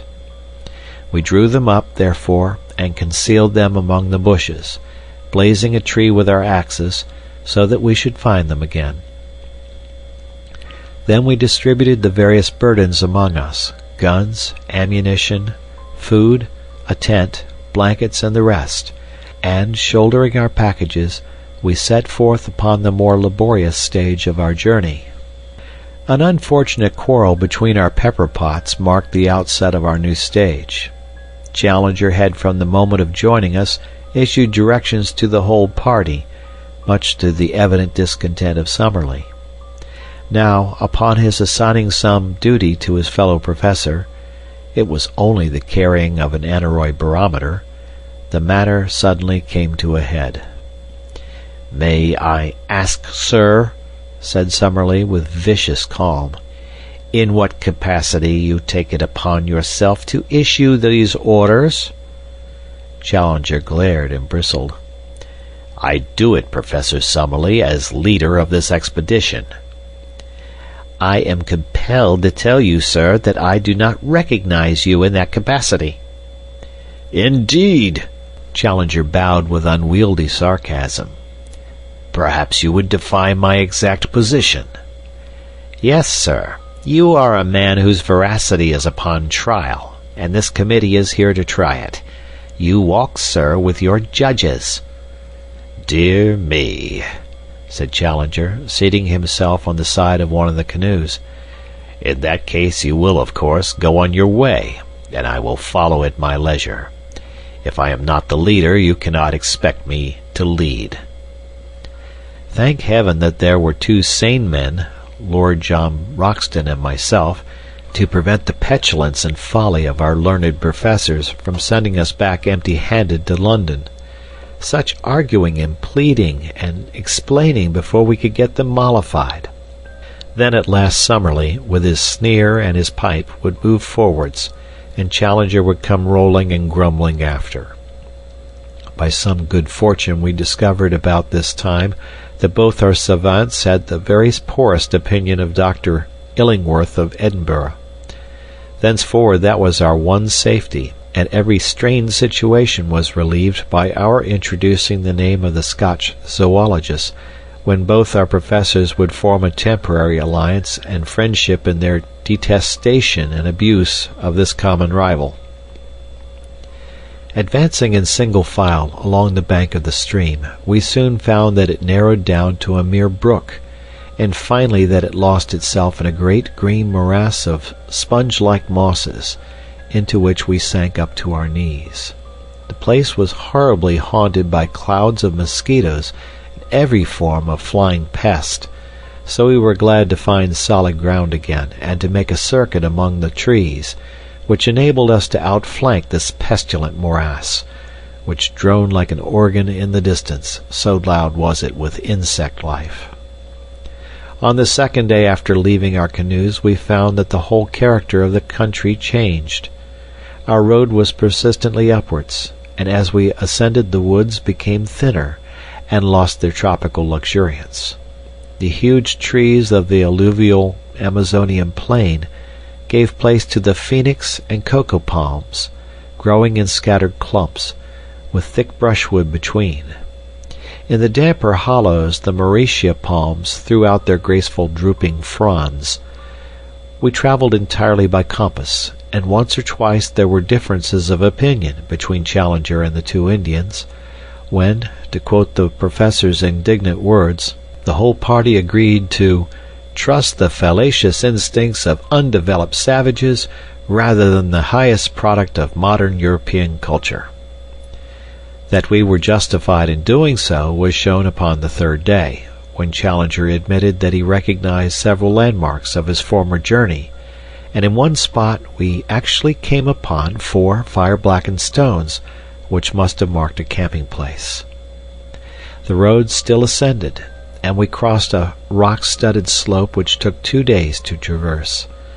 The vegetation had again changed, and only the vegetable ivory tree remained, with a great profusion of wonderful orchids, among which I learned to recognize the rare Natonia vexillaria and the glorious pink and scarlet blossoms of Cattleya and Odontoglossum. Occasional brooks with pebbly bottoms and fern-draped banks gurgled down the shallow gorges in the hill, and offered good camping grounds every evening on the banks of some rock-studded pool, where swarms of little blue-backed fish, about the size and shape of English trout, gave us a delicious supper. On the 9th day after leaving the canoes, having done, as I reckoned, about 120 miles, we began to emerge from the trees, which had grown smaller until they were mere shrubs. Their place was taken by an immense wilderness of bamboo, which grew so thickly that we could only penetrate it by cutting a pathway with the machetes and billhooks of the Indians. It took us a long day, traveling from 7 in the morning till 8 at night, with only 2 breaks of 1 hour each, to get through this obstacle. Anything more monotonous and wearying could not be imagined, for even at the most open places I could not see more than 10 or 12 yards, while usually my vision was limited to the back of Lord John's cotton jacket in front of me, and to the yellow wall within a foot of me on either side. From above came one thin knife edge of sunshine, and 15 feet over our heads one saw the tops of the reeds swaying against the deep blue sky. I do not know what kind of creatures inhabit such a thicket, but several times we heard the plunging of large, heavy animals quite close to us. From their sounds Lord John judged them to be some form of wild cattle. Just as night fell, we cleared the belt of bamboos, and at once formed our camp, exhausted by the interminable day. Early next morning we were again afoot, and found that the character of the country had changed once again. Behind us was the wall of bamboo, as definite as if it marked the course of a river. In front was an open plain, sloping slightly upwards, and dotted with clumps of tree ferns, the whole curving before us until it ended in a long, whale-backed ridge. This we reached about midday, only to find a shallow valley beyond, rising once again into a gentle incline, which led to a low, rounded skyline. It was here, while we crossed the first of these hills, that an incident occurred which may or may not have been important. Professor Challenger, who with the 2 local Indians was in the van of the party, stopped suddenly and pointed excitedly to the right. As he did so we saw, at the distance of a mile or so, something which appeared to be a huge grey bird flap slowly up from the ground and skim smoothly off, flying very low and straight, until it was lost among the tree ferns. "Did you see it?" cried Challenger in exultation. "Summerlee, did you see it?" His colleague was staring at the spot where the creature had disappeared. "What do you claim that it was?" he asked. "To the best of my belief, a pterodactyl." Summerlee burst into derisive laughter. "A fiddlestick," said he. "It was a stork if ever I saw one." Challenger was too furious to speak. He simply swung his pack upon his back and continued upon his march. Lord John came abreast of me, however, and his face was more grave than was his wont. He had his Zeiss glasses in his hand. "I focused it before it got over the trees," said he. "I won't undertake to say what it was, but I'll risk my reputation as a sportsman that it wasn't any bird that ever I clapped eyes on in my life." So there the matter stands. Are we really just at the edge of the unknown, encountering the outlying pickets of this lost world of which our leader speaks? I give you the incident as it occurred, and you will know as much as I do. It stands alone, for we saw nothing more which could be called remarkable. And now, my readers, if ever I have any, I have brought you up the broad river, and through the screen of rushes, and down the green tunnel, and up the long slope of palm trees, and through the bamboo brake, and across the plain of tree ferns. At last our destination lay in full sight of us. When we had crossed the second ridge we saw before us an irregular, palm-studded plain, and then the line of high red cliffs which I have seen in the picture. There it lies, even as I write, and there can be no question that it is the same. At the nearest point it is about 7 miles from our present camp, and it curves away, stretching as far as I can see. Challenger struts about like a prize peacock, and Summerlee is silent, but still skeptical. Another day should bring some of our doubts to an end. Meanwhile, as José, whose arm was pierced by a broken bamboo, insist upon returning, I send this letter back in his charge, and only hope that it may eventually come to hand. I will write again as the occasion serves. I have enclosed with this a rough chart of our journey, which may have the effect of making the account rather easier to understand.